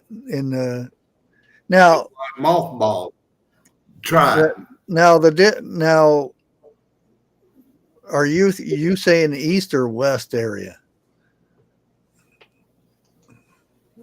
I'm talking out west, the desert areas. I don't know about west, but I know here where I'm at, BS. Yeah, I don't know how you would even do it. Because out, you know, you go out west, everything's flat and sandy. So, and the main thing was sidewinders and rattlesnakes. They might try to have Yeah. something. Now here we got, depending on what part of the state you in, we got rattlesnakes, we got cottonmouths, we got copperheads. Yeah, And see, where they go I'm at, over everything. There's some that go up in trees and stuff. Yeah. That- now Daddy used to tell me if you see a snake climb a tree, it's not poison. But here, within the last 15, 20 years, I've seen copperheads go up a tree. yeah, yeah. I've seen quite a people do videos of look what we found in this tree. Yeah. Yeah. Well, it all depends on if your wife is chasing you or not. If you can climb and she can't. See, I can't climb a tree and get away from my wife. She climbs too. I'm always under a tree. I'm trying to get the grass out from underneath the tree when I'm mowing. Mm-hmm. And I'll never think about snakes. But I mean, back then it may have been true. Okay, back Well, see, then. that's the thing. But I've never seen it done other than the desert. now, Mythbusters done that a while back ago before they separated. Snakes crawled over it out there. Hmm. I remember seeing snakes on a rock outcropping back in the early 80s up at the Pinnacle on the Appalachian Trail. And one Well, Well, that's like again, Survivor Man was over in Africa, and he's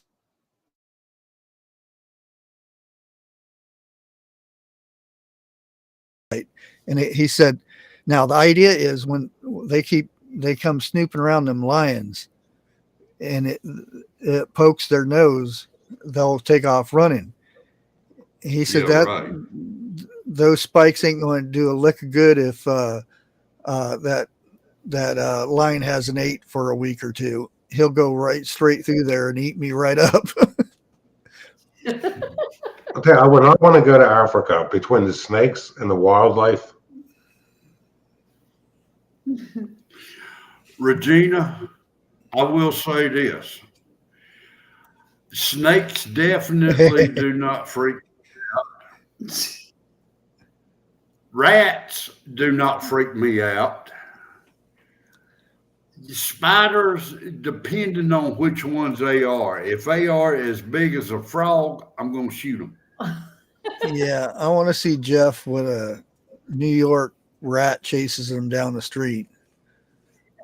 Yeah, but rats and mice aren't poisonous, even though they carry deadly diseases sometimes. I'm not gonna say it won't, Bushcraft, but I will say this right here. And if I could find the people, they would back me up on it. We was opening up a store. It was an old food line store like that. I was the only guy there. And I'm going to say guy, okay? There was another male there, but I don't think he was a guy.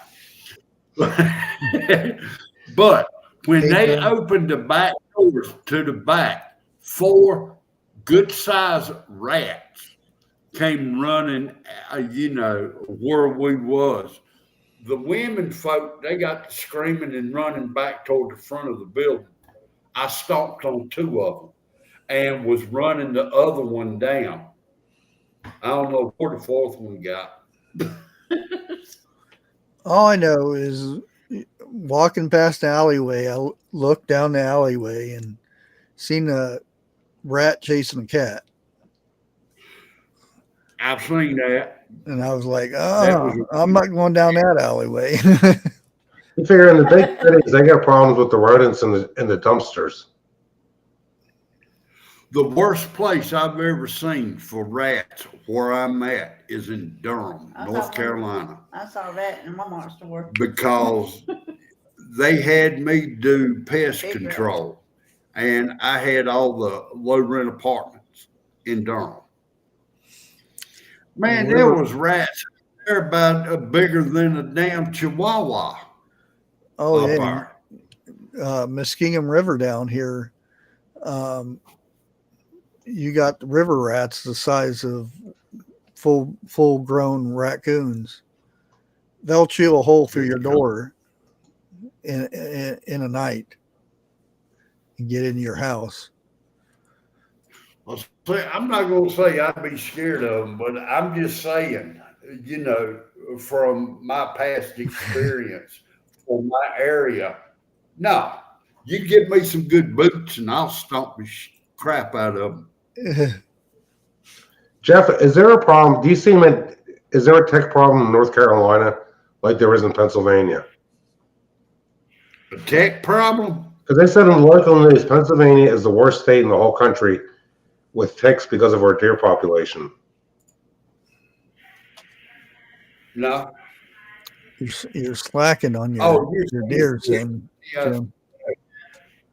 Well, you got the dog ticks and you got the deer ticks. I've been finding 2 to 4 ticks on me a day the past week. I'm planting trees, and next thing I know, I see a tick crawling up my pan legs. Now, let me ask you this. Those ticks that you pulling off of you, has any of them got a white spot on their back? I haven't seen a white spot, but I know they're deer ticks. No. There's something else. They're not deer ticks.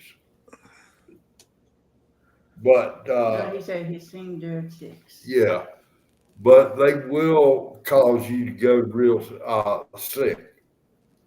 Because the ticks, I know. ticks nest in rotted tree trunks. What? Yeah, and actually, because of the state park being next to us, that's why the tick population is so bad. Yeah. Around here, you got tall weed. Who's got the echo? It ain't me. Not me. If you got tall weed, you got a tick problem. Well, there's 28 acres of hay they mowed last year next to us. Our worst problem around here is piss ants. That's I've it. never heard of them. Oh my God. What, ants? Piss ants. That's what we call them. Yeah. You never heard of wee little ones? Yeah. Yeah. It seems like there'll be nothing on your counter, and you set something down, here comes all these little ants. Them damn things are worse than cockroaches. Yeah. We had an ant problem once in 22 years. It was last summer. We think the roofers moving their ladders disturbed an ant population near the house on the outside. Dude, all you got to do is take about 10 to 20 steps in any direction, and you're going to step in the fire ant mound. Outside. Yeah, outside. Yeah, they haven't made it this far north yet, the fire ants. Yeah. There's a lower fire. They can't make it in the wintertime. Have you ever stepped on one of them fire ant hills, Jim? No. I have. Oh, you're going to have fun on your first one. Oh, yeah. Trimming palm trees. That's horrible. That and scorpions. I don't know about the scorpions now. Yeah, at first you get pretty sick from them, and then it's like flink, and that's it. And I think you get your body gets used to the venom or whatever. Lester, do you have any fire ants up there where you at? Don't like wasps. No. Dana B, I'm going to say this right here. A wasp I can deal with. But you let me hear one of them Japanese hornets, Lord God, do not be standing in front of me. Well, around here in June is when you start seeing the hornets nest in trees. We already got them killer hornets flying around. At the store, we got these pallets of manure, and the carpenter bees love that area for some reason. I don't know what it is, but they love that area, and they'll be going around that pallet like crazy. Now I can deal with them. Okay, I can deal with those. We call them wood boars around here. It's funny. I never see. I'll see yellow jackets in the summer around the piles of horse manure, but I've never seen really any bees. Man, you ain't lived there. What, Jeff? You haven't lived at all then until you get chased by a bunch of bees. I've already been chased by yellow jackets and hornets. I haven't been stung bad in a long time. Now, I will admit, yellow jackets is about the worst of all of them because they can bite and sting at the same time, and it's never just one.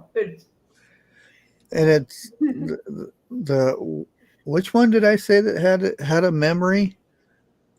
Killer bees. No, it wasn't that. Well, whichever one it is, they're flying around here. Yeah, well, I think it's that one you killed on your fly swatter thing.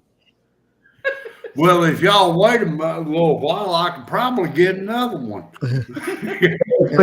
Yeah, that's what it was. Because I told you, they'll actually. I don't know how they tell their relatives or whatever, and they'll chase you around. I'm gonna wear a mask and sun. Well, it's been about 30 years. Once, Jeff, on my sister's property, I used to grow trees on. I was pouring pesticide from a 5-gallon bucket of water in the yellow jacket nest. Next thing I know, I'm getting stung. Where there was an opening to the hole about 20 feet away, where it was one of these giant yellow jacket nests. Giant yellow jackets. Where they say yellow jackets. Well, yellow jacket, but they had a giant nest. Well, yellow jackets are easy because they make their homes in the dirt and stuff. Right. Just wait till nighttime and pour gasoline in there and just light it up.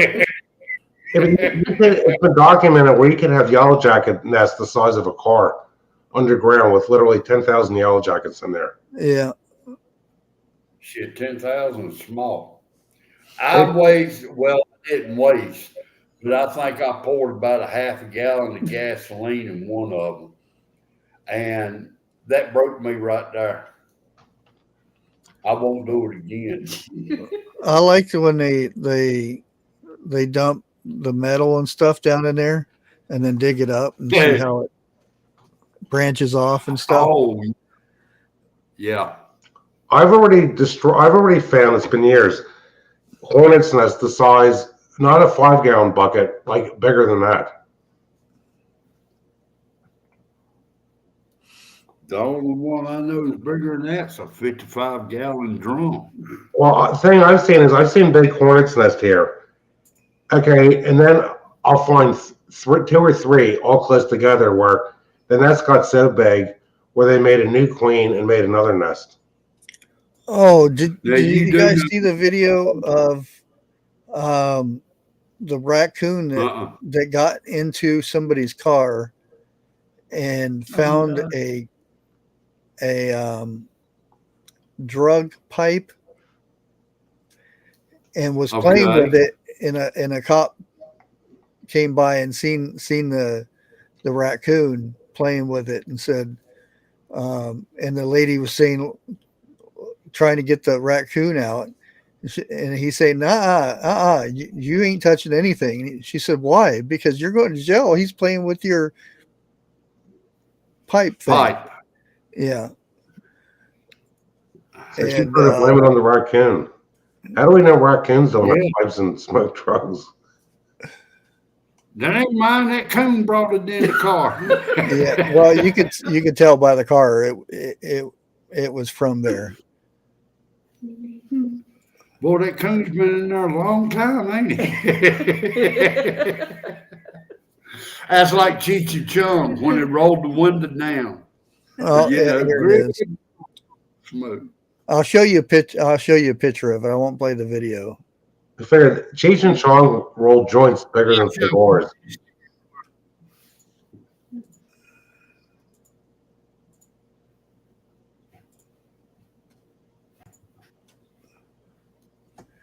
There's the thing in his hand that he took away from the raccoon. Oh, okay. Damn. It looks like a ping pong ball on a stick. Well, it's a well-used one. But the video is really funny though. That coon looked like he's pissed because he took his pipe. Then there's what else the officer found in that car. Well, she got arrested. I'll go ahead and post the link, and you guys can watch it whenever.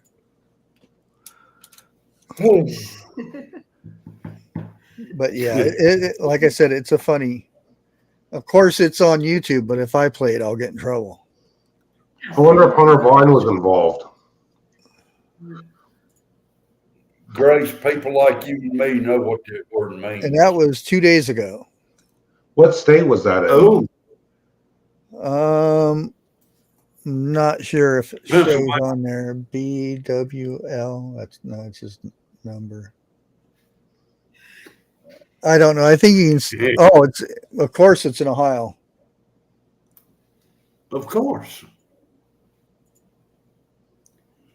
Bushcraft time to move.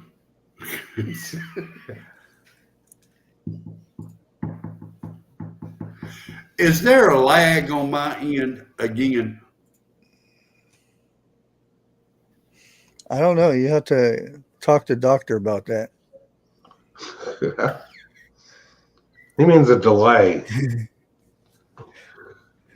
Oh yeah, you actually got a internet connection. A bad delay. You got a haircut, Jeff. Yeah, I need a haircut. I need to go. I'm going to get one, I think, Saturday. Mine's already past my I neck. cut my hair about 3 weeks ago.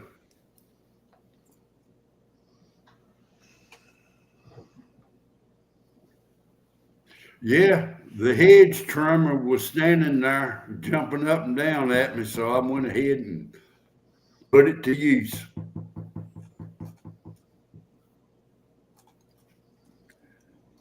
Yeah, an Ohio woman was arrested after police. It's in Springfield.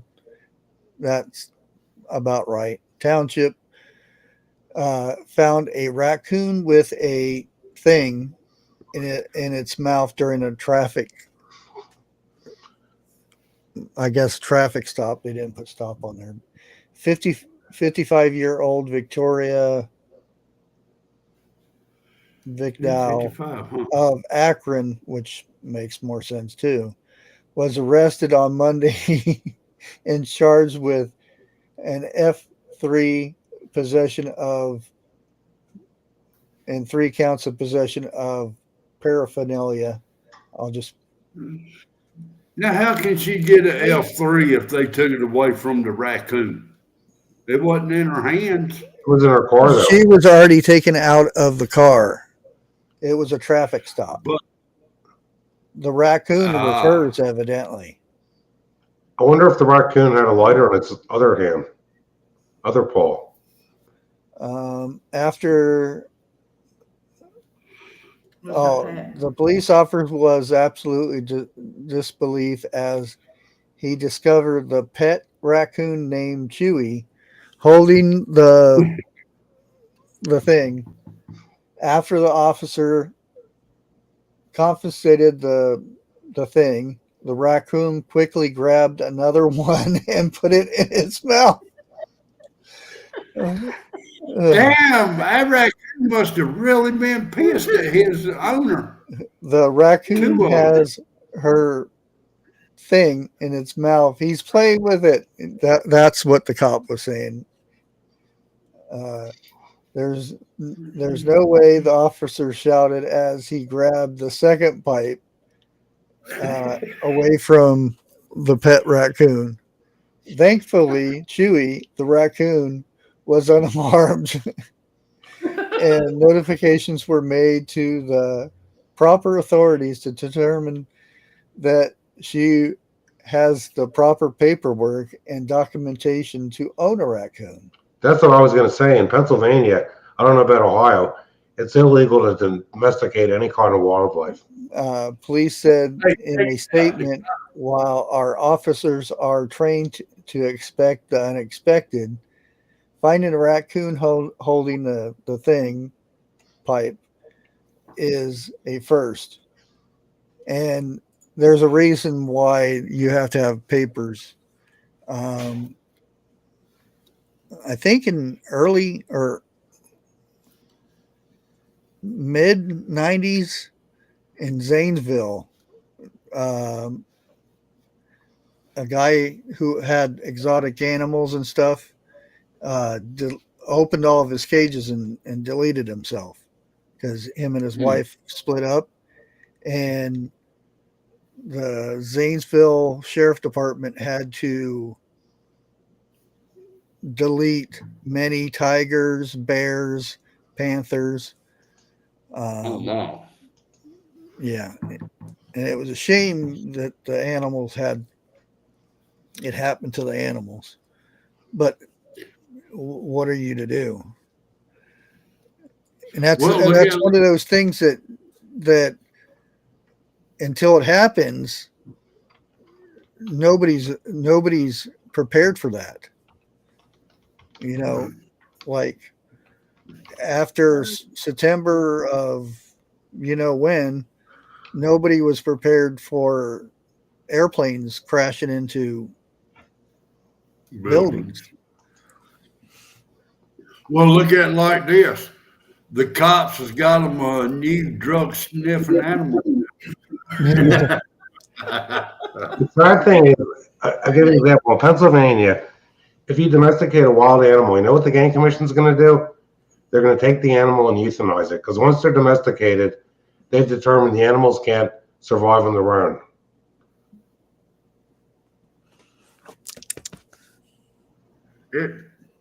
Well, once an animal like it, has been pet for so long, they don't know how to survive out in the wild again. There was a big stink over a decade ago. Some woman took in a bird that was injured and domesticated it. And the neighbors called up, and the game wardens felt bad. They had to take the bird from the woman's house. See how big this cat had gotten. He doesn't like being picked up, though. Well, usually, but I can't really show you, but he's huge. Well, he's going up there now. Mary snuff helps with with bee stings. Cigarette tobacco. Yeah, chewing tobacco. Wet tobacco. What are you doing? Plantain. Nice. Plantain's good for a bee sting. Yeah. What is? Plantain. Oh, okay. I mean, I've seen videos, I guess in certain states in the southern part of the country, people have domesticated foxes and got them to be house trained like a dog. Yeah, baking soda and vinegar.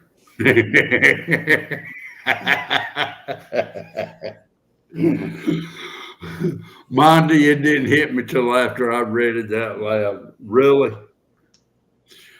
I tell you, hey, for anyone who has not tried this, Jeff. would you be quiet for a minute and let me say what I got to say? Be careful what you say. Baking soda and ketchup. Try it. You will be very, very surprised. There ain't no kids on here. That's like Okay. that joke where they put ketchup on a paper plate or something and sprinkle salt on it and say, "Put your hand over and feel the heat coming off of it," and then they smack their hand down on it. Speaking of ketchup, when my wife was at the grocery store, she said she couldn't believe a big container of ketchup is $6.95. Yeah. Have you tried that, Jim? No, Baking soda and ketchup. You all try it. I use baking soda when I brush my teeth. Yeah, just put Look a couple outside. of tablespoons in your ketchup bottle and shake it up real good. Makes it last a lot longer. It'll probably react because the tomato is acidic and the baking soda is, alkaline. It'll take the acid right out of it.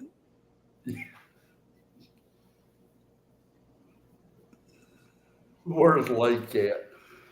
I don't even know how often we go through ketchup because the only thing we use ketchup for is homemade barbecue sauce. I didn't buy it anymore after the house guest. I bought the big giant bottle and it was gone in 3 days. Really? How could somebody eat that much ketchup? The house guest. I don't know. I didn't buy it in this house again. now it went way up. Well, And the worst thing is when somebody uses all the stuff up is when they use all but a little bit or put an empty container back in the refrigerator. don't even go there, Bushcraft. Oh, That ticks me off quicker than anything. I know. Don't want to take the last bit because I'd have to throw it away if I do. Yeah. What are you doing over there? When the house guest was living there, was there many leftovers ever after dinner? No. That's what I kind of thought. He was obsessed with food.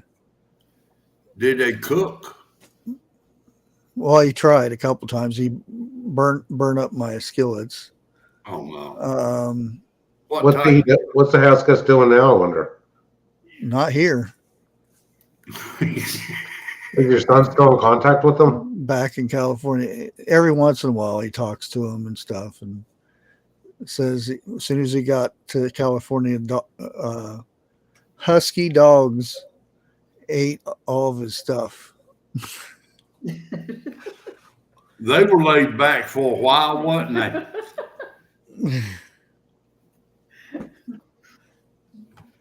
I can't believe that. Well, I never catch up with on eggs. I had to get rid of a pet dog. They drunk more alcohol than I did.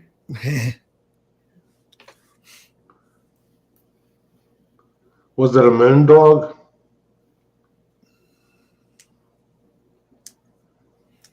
Who you talking to?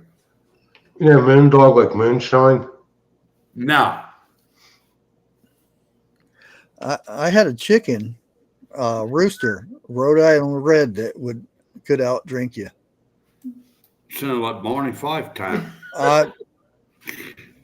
One time we gave him some beer because it was a pet chicken. He would came in the house, and we'd let him out to go potty and everything.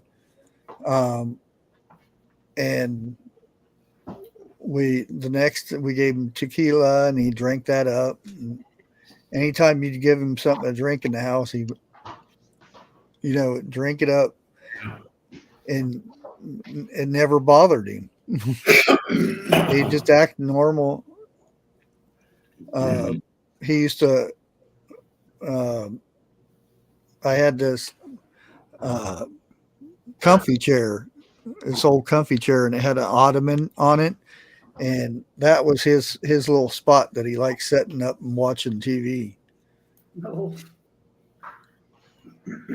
And I had, because I was the maintenance man of this trailer court, and I had the best trailer, because I was a maintenance man.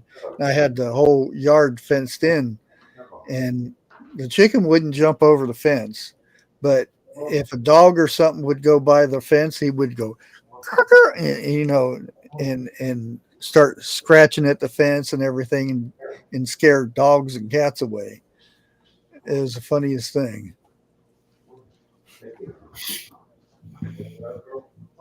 I bet you if them dogs come in there, that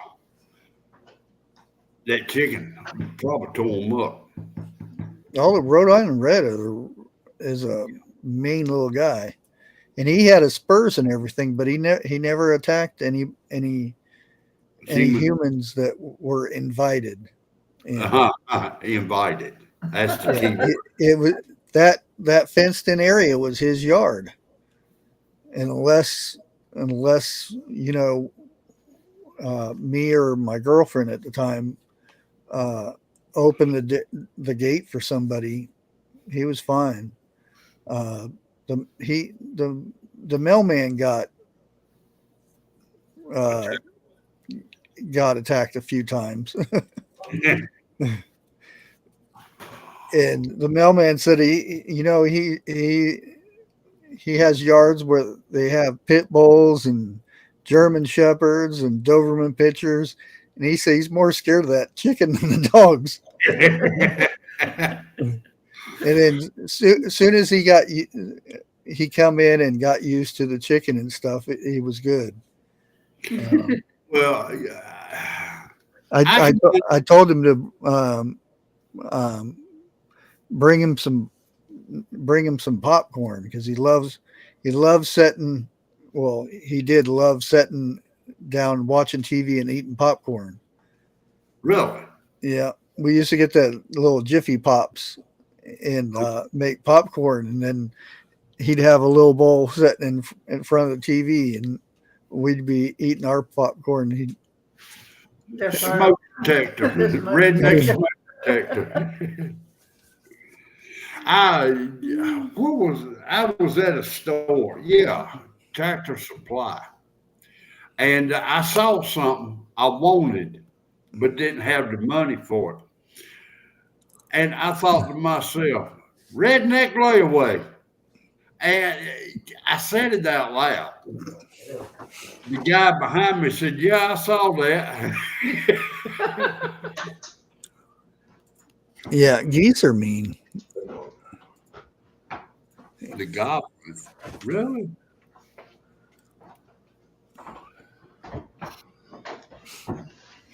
Dude, I look.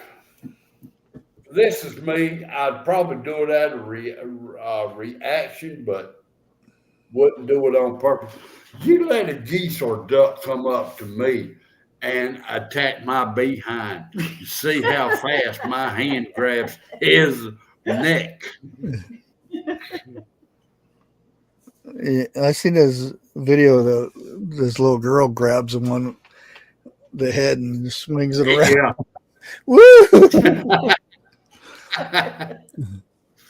Jeff, last week I saw some wild turkeys out here. Did you drink it all? No.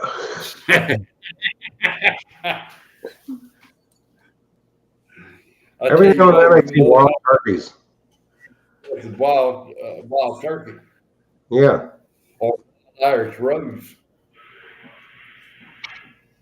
I'm not going to wild turkeys.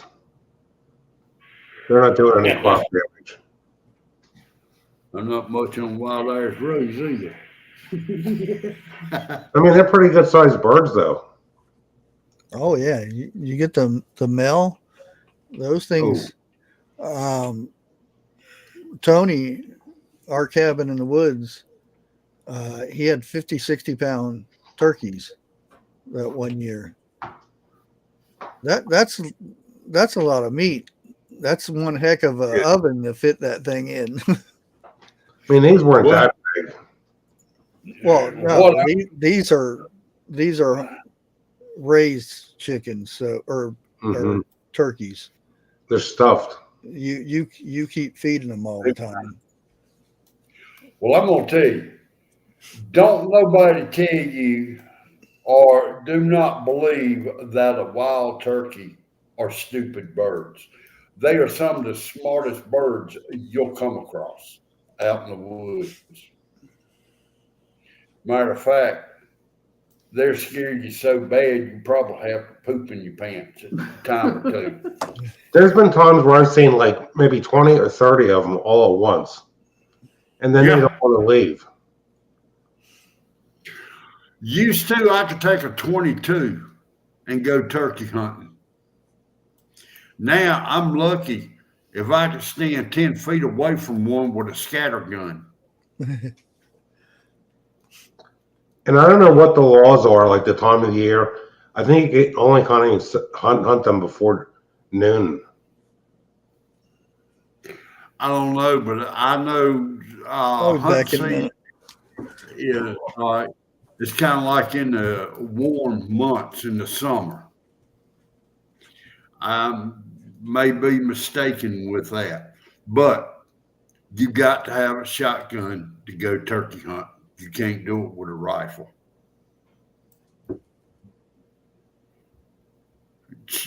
You give me a 22 rifle, I'd split a penny in half with it. Why Now can't I can't. Why can't you use a 22 for hunting them? I'm not exactly sure. I never did understand that, but I was better with a 22 than I was anything else. Plus, it depends on the pew. Like my 870 with a short barrel, it's only good with slugs. With pellets, forget it. They just drop right away. I think every shotgun I bought, well, the last one I bought was I can use a 3-inch slug, but before that was something like what, 2 3/4. You probably have a longer barrel. My 870 only has a 20-inch barrel. Remington said it was designed for rifled slugs. Well, see, my problem is this right here. I cannot see myself spending $800-900 for a shotgun where I can take a couple of hundred and do the same thing as I can with an $800 or $900 one. Hey, look what people spend on bird guns. Because some of those long-barreled shotguns that have like a 26-inch barrel, they're not as accurate with a rifled slug as the Remington 870 is. I want a semi-automatic 12 gauge. That's what I want. Or an automatic 12 gauge is what I want. I don't know if they still make them now or not, but I know back in my day they had them. Well, there's New England Arms, single shotguns. They have a longer barrel than the 870. Slugs are accurate with those, though. I could take a single shot breakdown and shoot about as many shells as you could with a pump.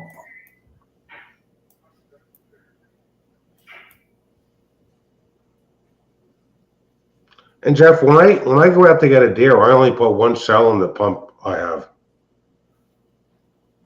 What now? I only put one shell in at a time. Yeah. In case it would jam. Well, if you out hunting, that's the best thing to do. It doesn't take that long to reload. But if we were in a bad, let's say there was a shit situation going on, I would put as many rounds in that as I could. Oh, hell yeah. That's called survival.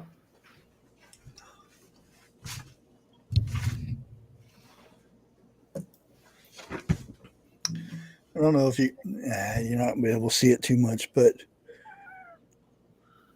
You got I to don't know go. if you guys can see how clear that is. Yeah, on this camera. Yeah. These things are like, you wouldn't believe how, because they look super clear Huh.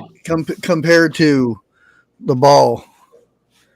And the ball has the other stuff on it to reinforce it and whatnot. Right. Now, let me see if I can find her real quick.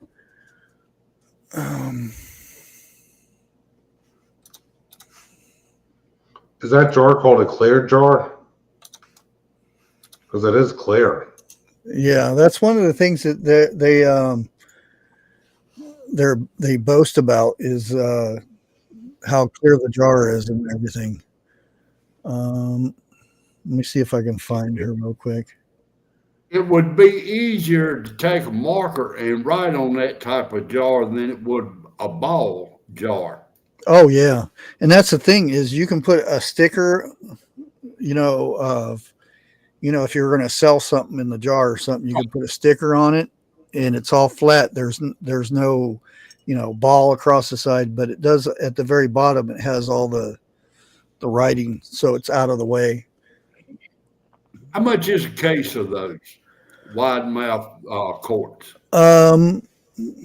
I can't remember, but they have packages and stuff where they bundle a lot of stuff together, and I don't think these ones are available yet. These ones right here, because I got me, Tammy Rebel Canners, and I'm trying to remember her name. Hold on, let me see if I can.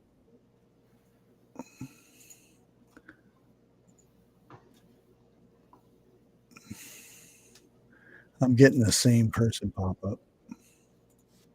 Really? Why is it? I'm supposed to go to friends and it's supposed to open another page, but it's not opening it. So I'm gonna have to go down here.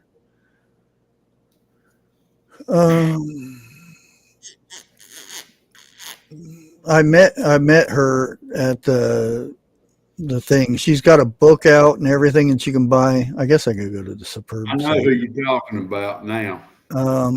I've got videos of her from last year.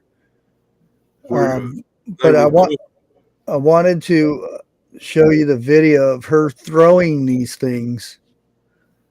She throws it off her balcony onto the ground, and it just bounces and rolls off. Really? Yeah. Well, she doesn't have concrete, I guess, where she lives. She's in the country. That's what I figured. Yeah. But still, I was thinking from throwing it off over a 2-story thing on a hard ground. Jerry says a glass, like hand blown, I guess.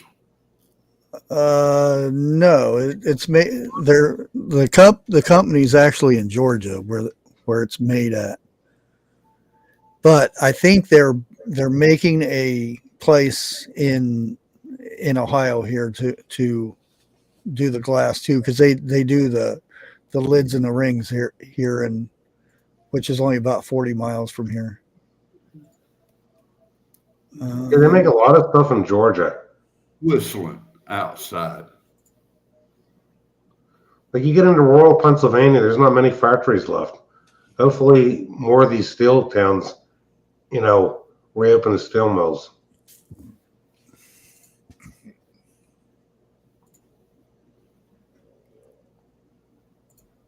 Oh, no. Yeah, that's it. Let me see if I can find the one where she's thrown the jars. Oh yeah, here it is. Will it break? Let me share this. So I know she won't get in trouble, or she won't say anything for me sharing her videos out. I just killed. I have the problem with it.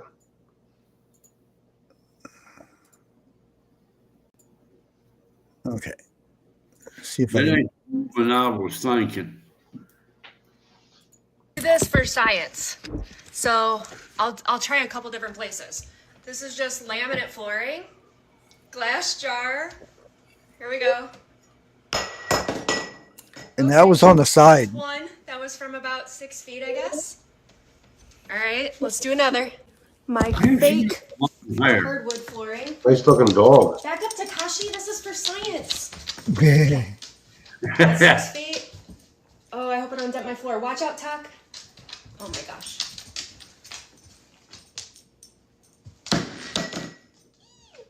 Loud. Really? Still good. Let's try another. I fully anticipate that this will either break or shatter, but we're going to do it off my back deck. It's a second story back deck, so I'm guessing, what, like 15, 20 feet? There is soft ground down there, though, so I'm going to, like, launch it. Let's see. Same jar, here we go. And don't make fun of my arm. All right, here we go. She slung it. You see that? Still intact. Yeah. Okay, let's do this for science. Yeah, that's What's that? Well, who? It's crying shame you can't remember her name. she is. Chandler. I only know her for Sarah. Okay. But she has other videos because she's a sponsor. She's sponsored just like I am. She's a bigger one though, because they published her book or something too. Huh. And here, let me see if I can. I don't think anybody's going to be going to her house trying to steal her jars with a nice looking dog like that in there. Oh, she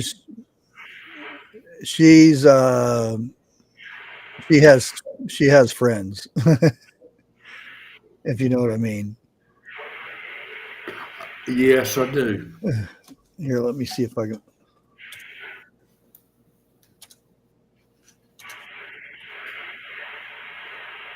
One thing I know is those German Shepherds, they can be as affectionate with the right people as they can be nasty with the wrong people. It sounds about like a few people I know. Depends on how they're raised. Mhm. I will put it to you like this. A dog can tell if that person is good or not. If that dog don't like that person, Oh yeah. you know, and chances are you're not going to either. Oh, not local shops. Dang it.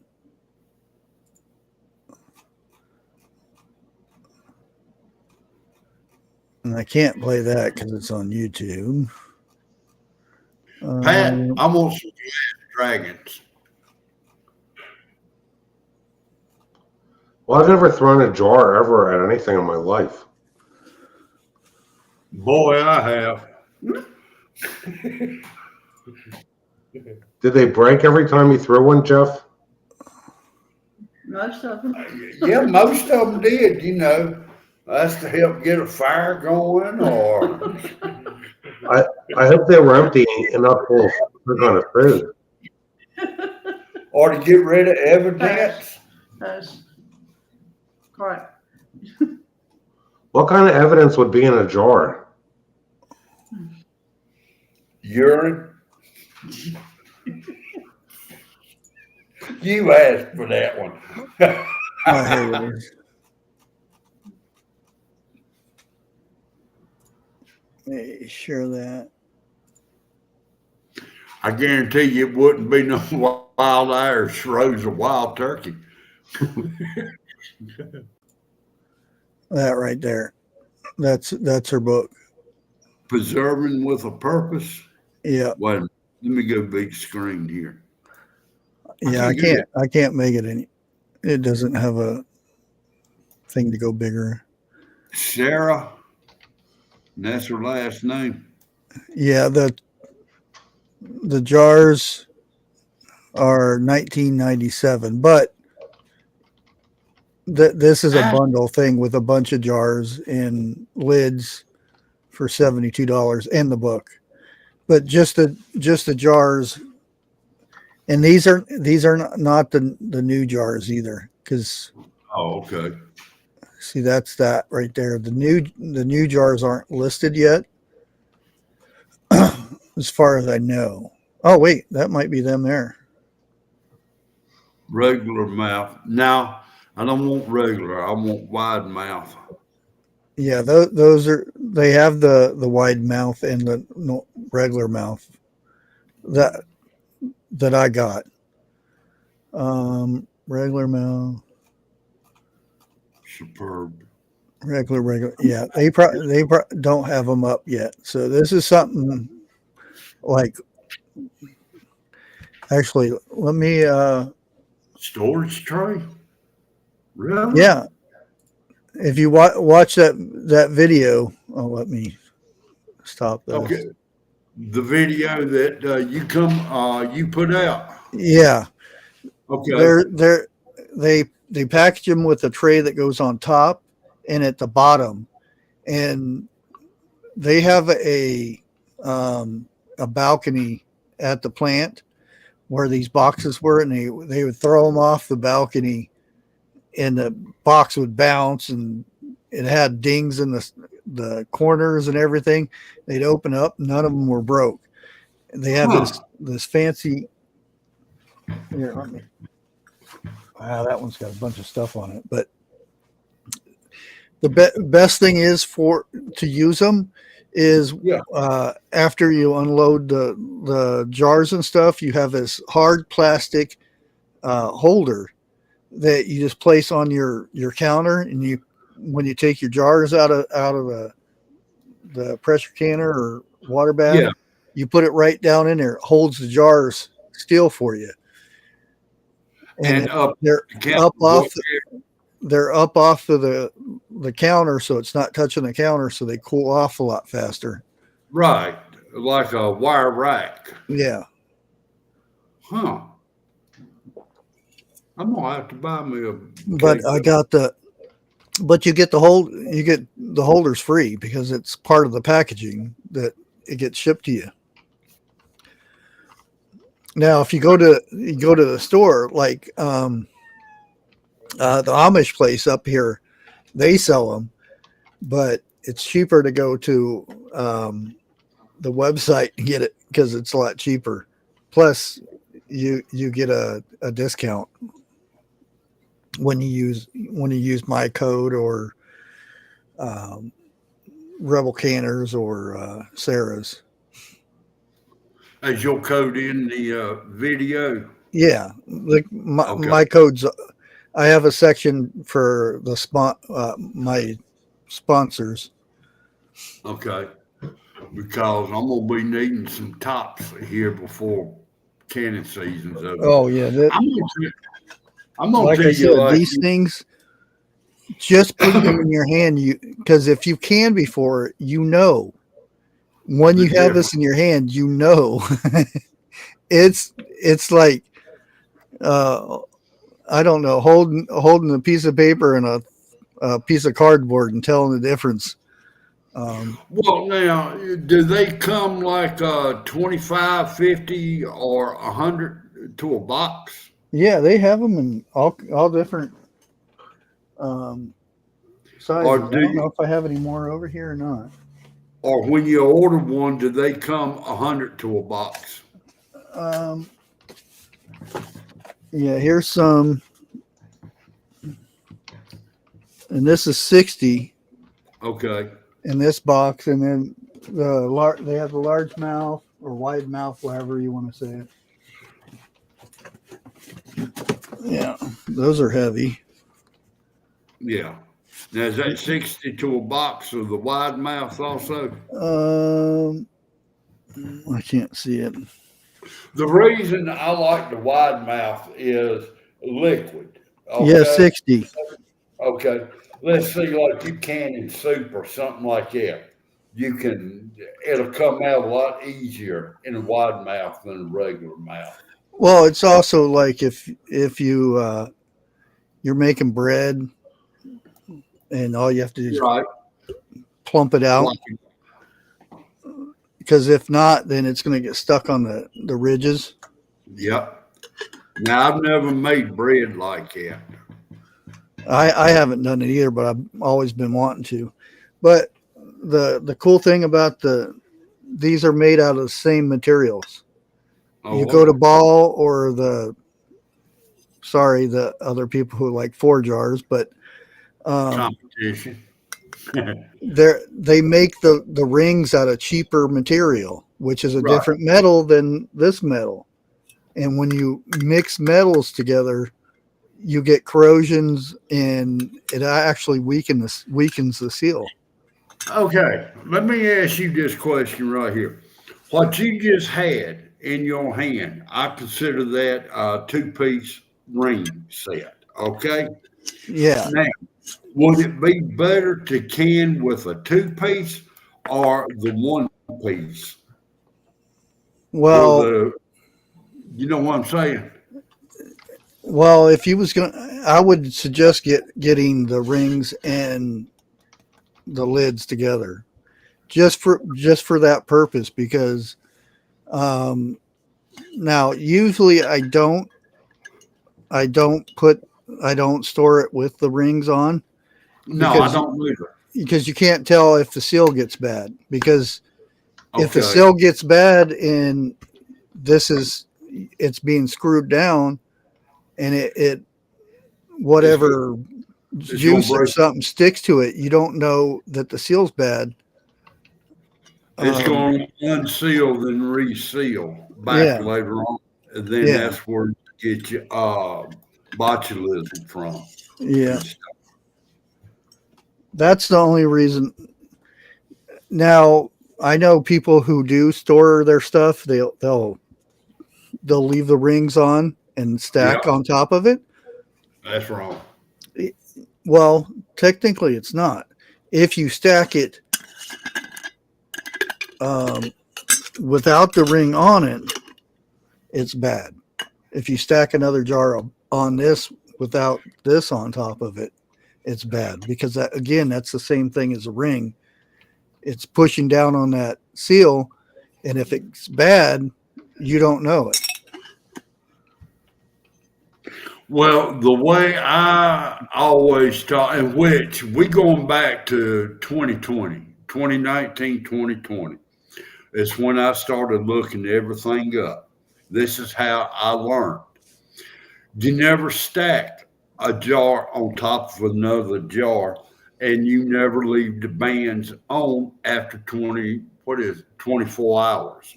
As soon as it comes out of the pressure cooker and it cools down, then you take your bands off and you wash the jar. Yeah, always wait 24 hours. If it's in a pressure cooker or a pressure canner or the water bath, leave it for 24 hours. Then you can move it and wash it or whatever. Now, what I do, this is what I do. Let's say the steam and everything's done come down from the pressure canner. I can pop my lid off. I'll go ahead. I'll take the jars out and set them on a towel. I won't mess with them until next day. Like that. Mm-hmm. Yeah, that's usually what I do. And there's some people say when you take your jars out, don't tip them. No. I don't usually tip it anyway. I usually pick it up and put it down. Pick it up, put it down. Well, a lot of people, when they're using the tongs and they're setting them in the canner or taking them out, if you'll notice on a lot of videos, they're tipping it, trying to get it out. And the reason they don't want you to tip it is on kind of the stuff that's on the inside. If it has not sealed, it can get between that rubber ring and the edge, and it won't seal. Yeah, down there at the test kitchen, they do a thing where when they bring it out, they drop it on purpose. They do so much stuff to try to make this lid fail, and they have a chart on things that they made it to sell and stuff, and it's amazing. If I didn't see the stuff they do to it there, I wouldn't. They have a thing where they poke it with so much pressure on the top. How many pounds? It's like 80 pounds of pressure to put a hole through it.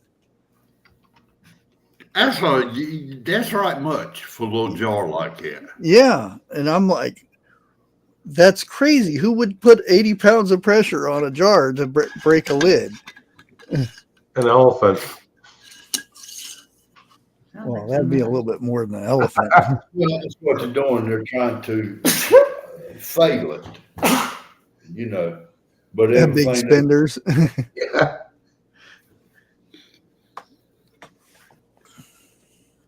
Yeah. I had to go pet the dog.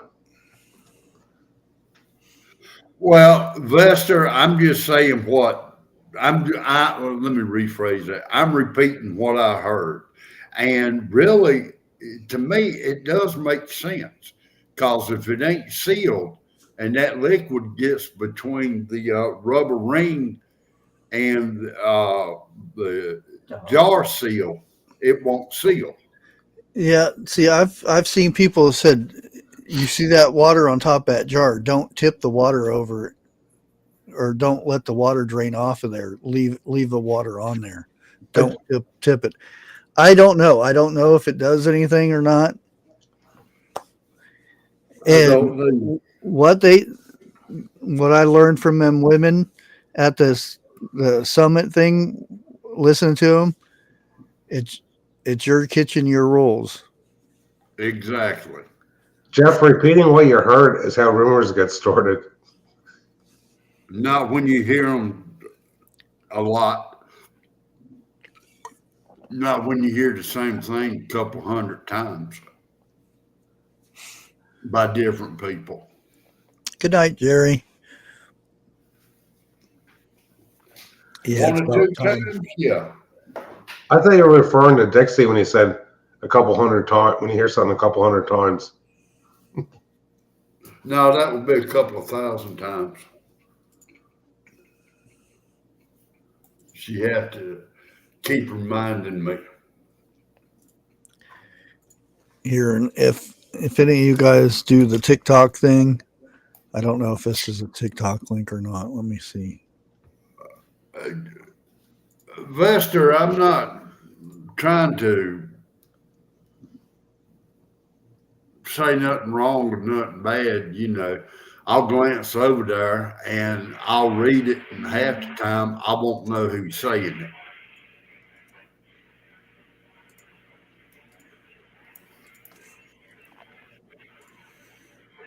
But like Bushcraft said it, and I'll tell you somebody else that says it. Make it make. Your kitchen, your rules. Yeah. That's why I stay out of the kitchen when my wife's cooking. You got that right. There you go. If you got a TikTok, she's a good one to watch. And it's just not canning stuff. She has a lot of recipes and talks about prepping and things like that. She's another one up in Michigan. Bushcraft, I'll give you another site to check out. It's called Josh and Mama. I literally believe you would like watching them. She is a nurse. They don't can. They just fix it. No, they don't can. They just fix meals. You know, like when they started out, it was 3 recipes to fix a meal. Like that. Is that the lady that just hears something on TikTok and the guy's like, I don't know if that's going to turn out. Yeah, that's her. She gets spaghetti sauce and pours it over ramens and bakes it in the oven. Yeah. Yeah. I like watching them. They did the ice cream the ice cream, dipping bread in ice cream and frying it. I ain't seen that one, but they just come out with another one today. It was ice cream cheesecake, and neither one of them liked it. Well, I like when they look at something and it's, oh, this thing, then they taste it. Oh, that's pretty good. Yeah. So I was like, Mom, what are you doing? Yeah. If you guys go over to TikTok and you leave a comment on one of her videos, just tell her Bushcraft sent you.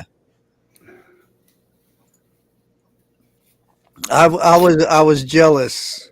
Her husband's birthday gifts was Detroit Lion tickets.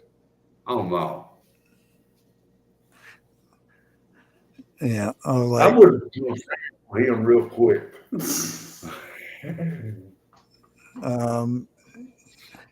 Detroit hat and jersey and some other stuff.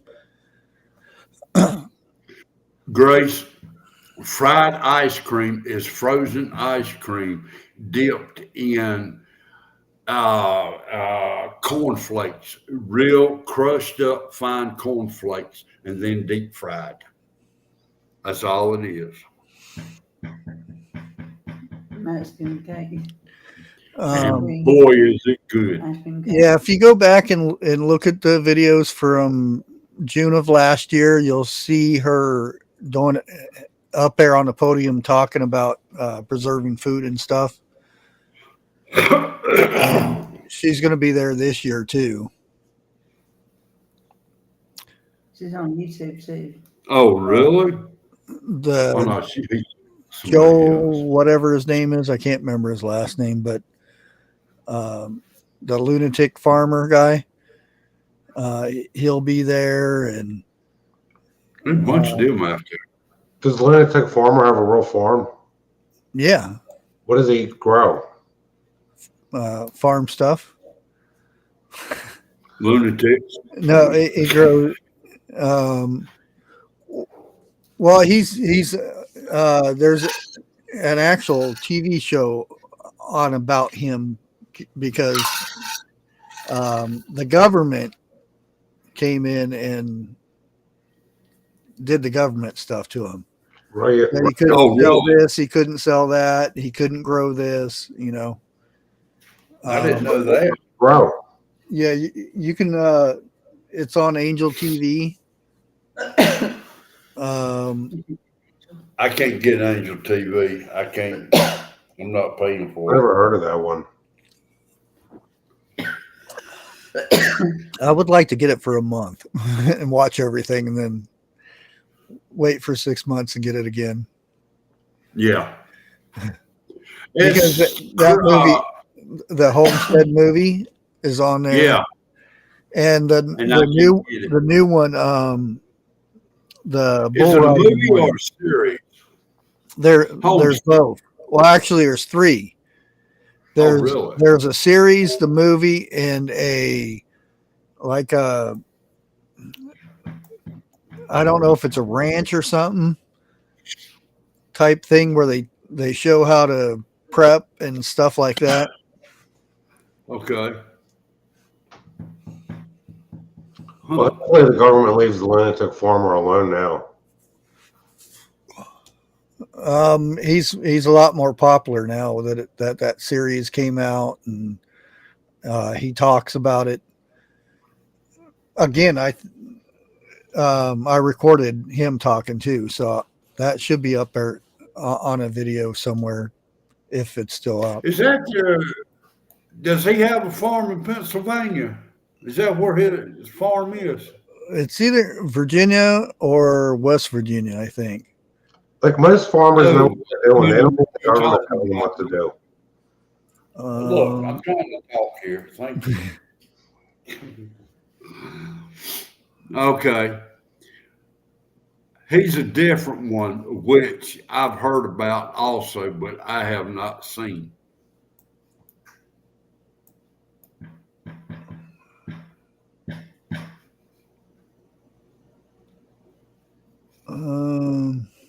Mods may also remove a person. Wait a minute, that's too far up.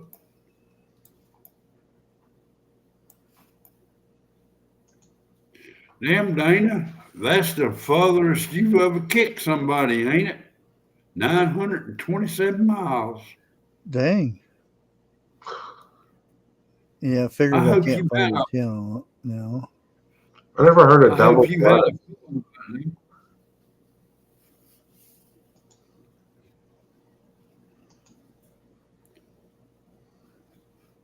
I can't find his channel now. Vester, that is not legal here.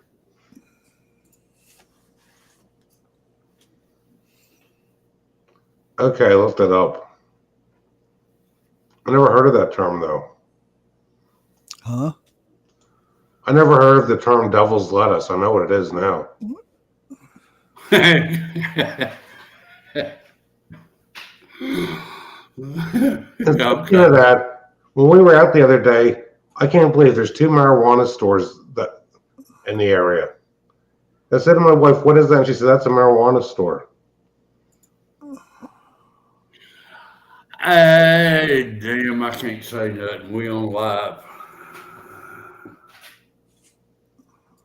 Well, Governor Shapiro wants it to be legal for recreation in PA. You having a rough time in paradise, Bushcraft? Cat fight Oh, that's or normal. disagreement? Fighting about something. It's normal day. Ah, okay. Yeah, Grace is right. A dispensary. That's my wife's called it. Hey, what's up? Well, we can legally. We're not supposed to have those. I'm They can only wondering be if they deleted off my subscriber list because I'm not seeing it now. Really? Yeah. So I'm subscribed to his channel. I was going to ask him to be a guest on the channel, but I wanted Courtney and Joe to do the interview first. Is his channel still on YouTube? That I don't know. That's what I'm looking for. I've already, like, if somebody's channel gets taken down, your subscriber to their thing disappears, to their channel. Well, YouTube tends to remove your subscriptions anyway. Yeah, I'm not And finding then it. some. Anybody else?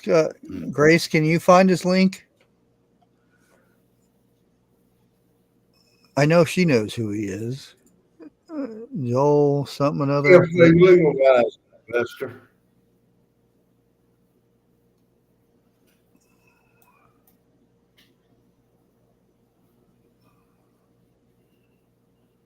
I know when they built a new city police department in a city, they found a whole bunch of them plants around there, around the building. Jeff, where you live, do they have local police or is it state police? Wait a minute, run that by me again. Where you live, is there a local police department for your area? Yeah. Now it's funny. Yeah. Where we are, it's not local. It's state police. But most of the neighboring townships Is it state police or is it sheriff? Now, it's Pennsylvania State Police. And in Pennsylvania, you know what the sheriffs do? They act as guardians at the courthouses and they deliver summons. The sheriffs in PA don't have any real authority to arrest people unless there's a warrant for not showing up for court. Well, I'll put it to you like this. If you see a sheriff pull a car over around here, something's really bad. Because normally you can speed past them and they'll just wave you on. Because they transport prisoners from like the courthouse to the local county prison. Yeah. You know, Well, shit. the sheriff in this county is not that bad. Okay. I'll put it like that. I mean, if you got a call, they will come out. Well, Pennsylvania has diluted what a sheriff can do, unfortunately. I don't know about here. I truly don't. There's Justin Rhodes. That's another one that was a speaker up there. I thought you were going to say Justin Wilson. Listen, I got to take off soon. I got to do some. Here it is. I found it. That's why I couldn't find it. It's Farm Like a Lunatic with Joe. I'm like a lunatic. Yeah. Okay. You left one word out.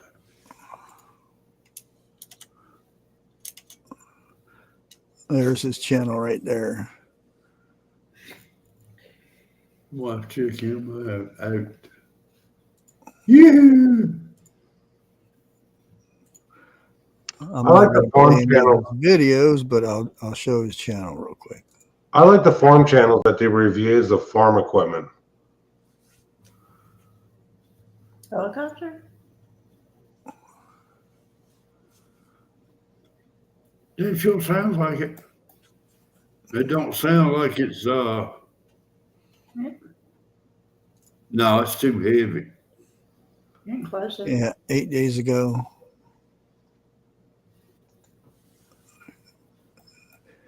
And he teaches you how to do the stuff to where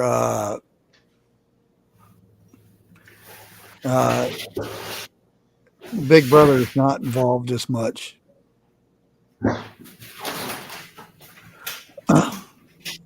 And you can see all these say they're free and whatnot. And he does every once in a while he does a lot of talk shows and stuff.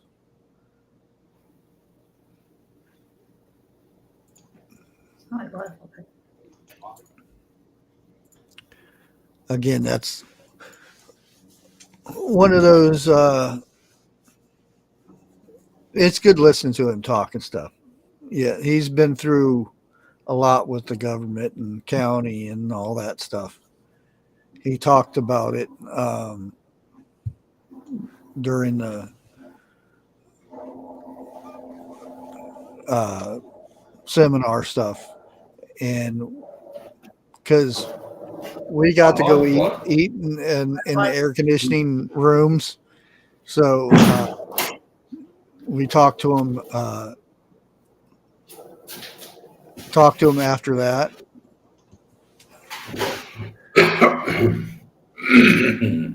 And that's where he said he would do lives and everything. But, I had issues about inviting some people. So I didn't invite anybody. I didn't do a lot of lives for a while, or guest lives, I should put it. Yeah. If you know somebody well enough, you don't know what they're going to say or do. No, it wasn't that. It was somebody contacting people before their lives were to happen on my. Okay, I know what you're talking about. Yeah. Somebody trying to sabotage. Yeah. And then people who know me,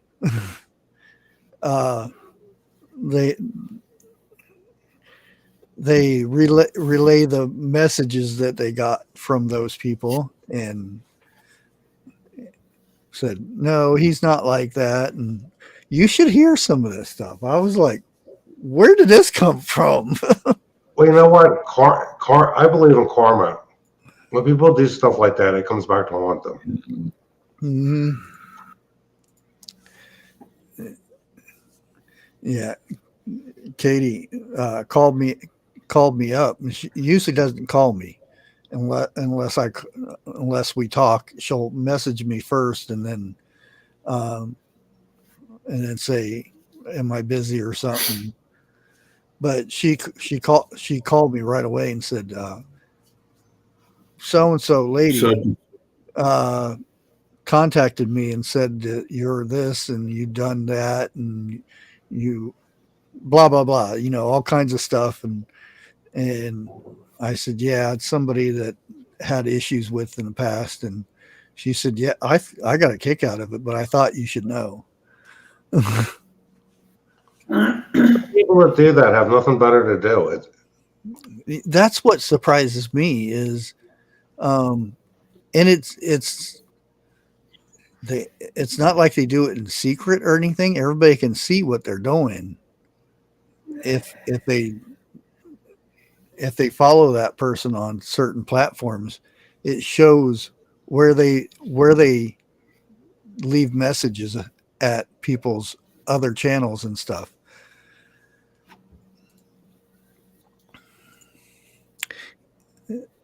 Yeah.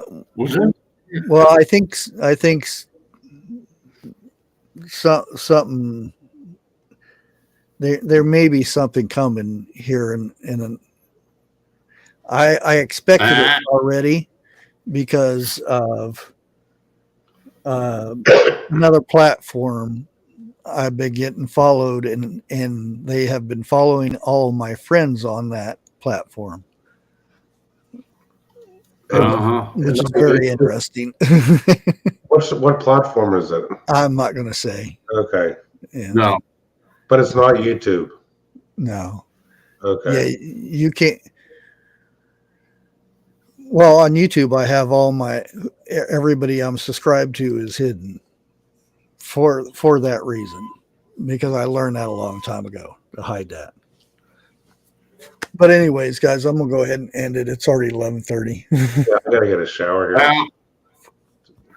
Everybody, thanks for watching my friend's channel, Bushcraft, and have a good night. He's a good man. Yeah, maybe Friday, but it will be probably like at 10 o'clock, depending how late I get out of work.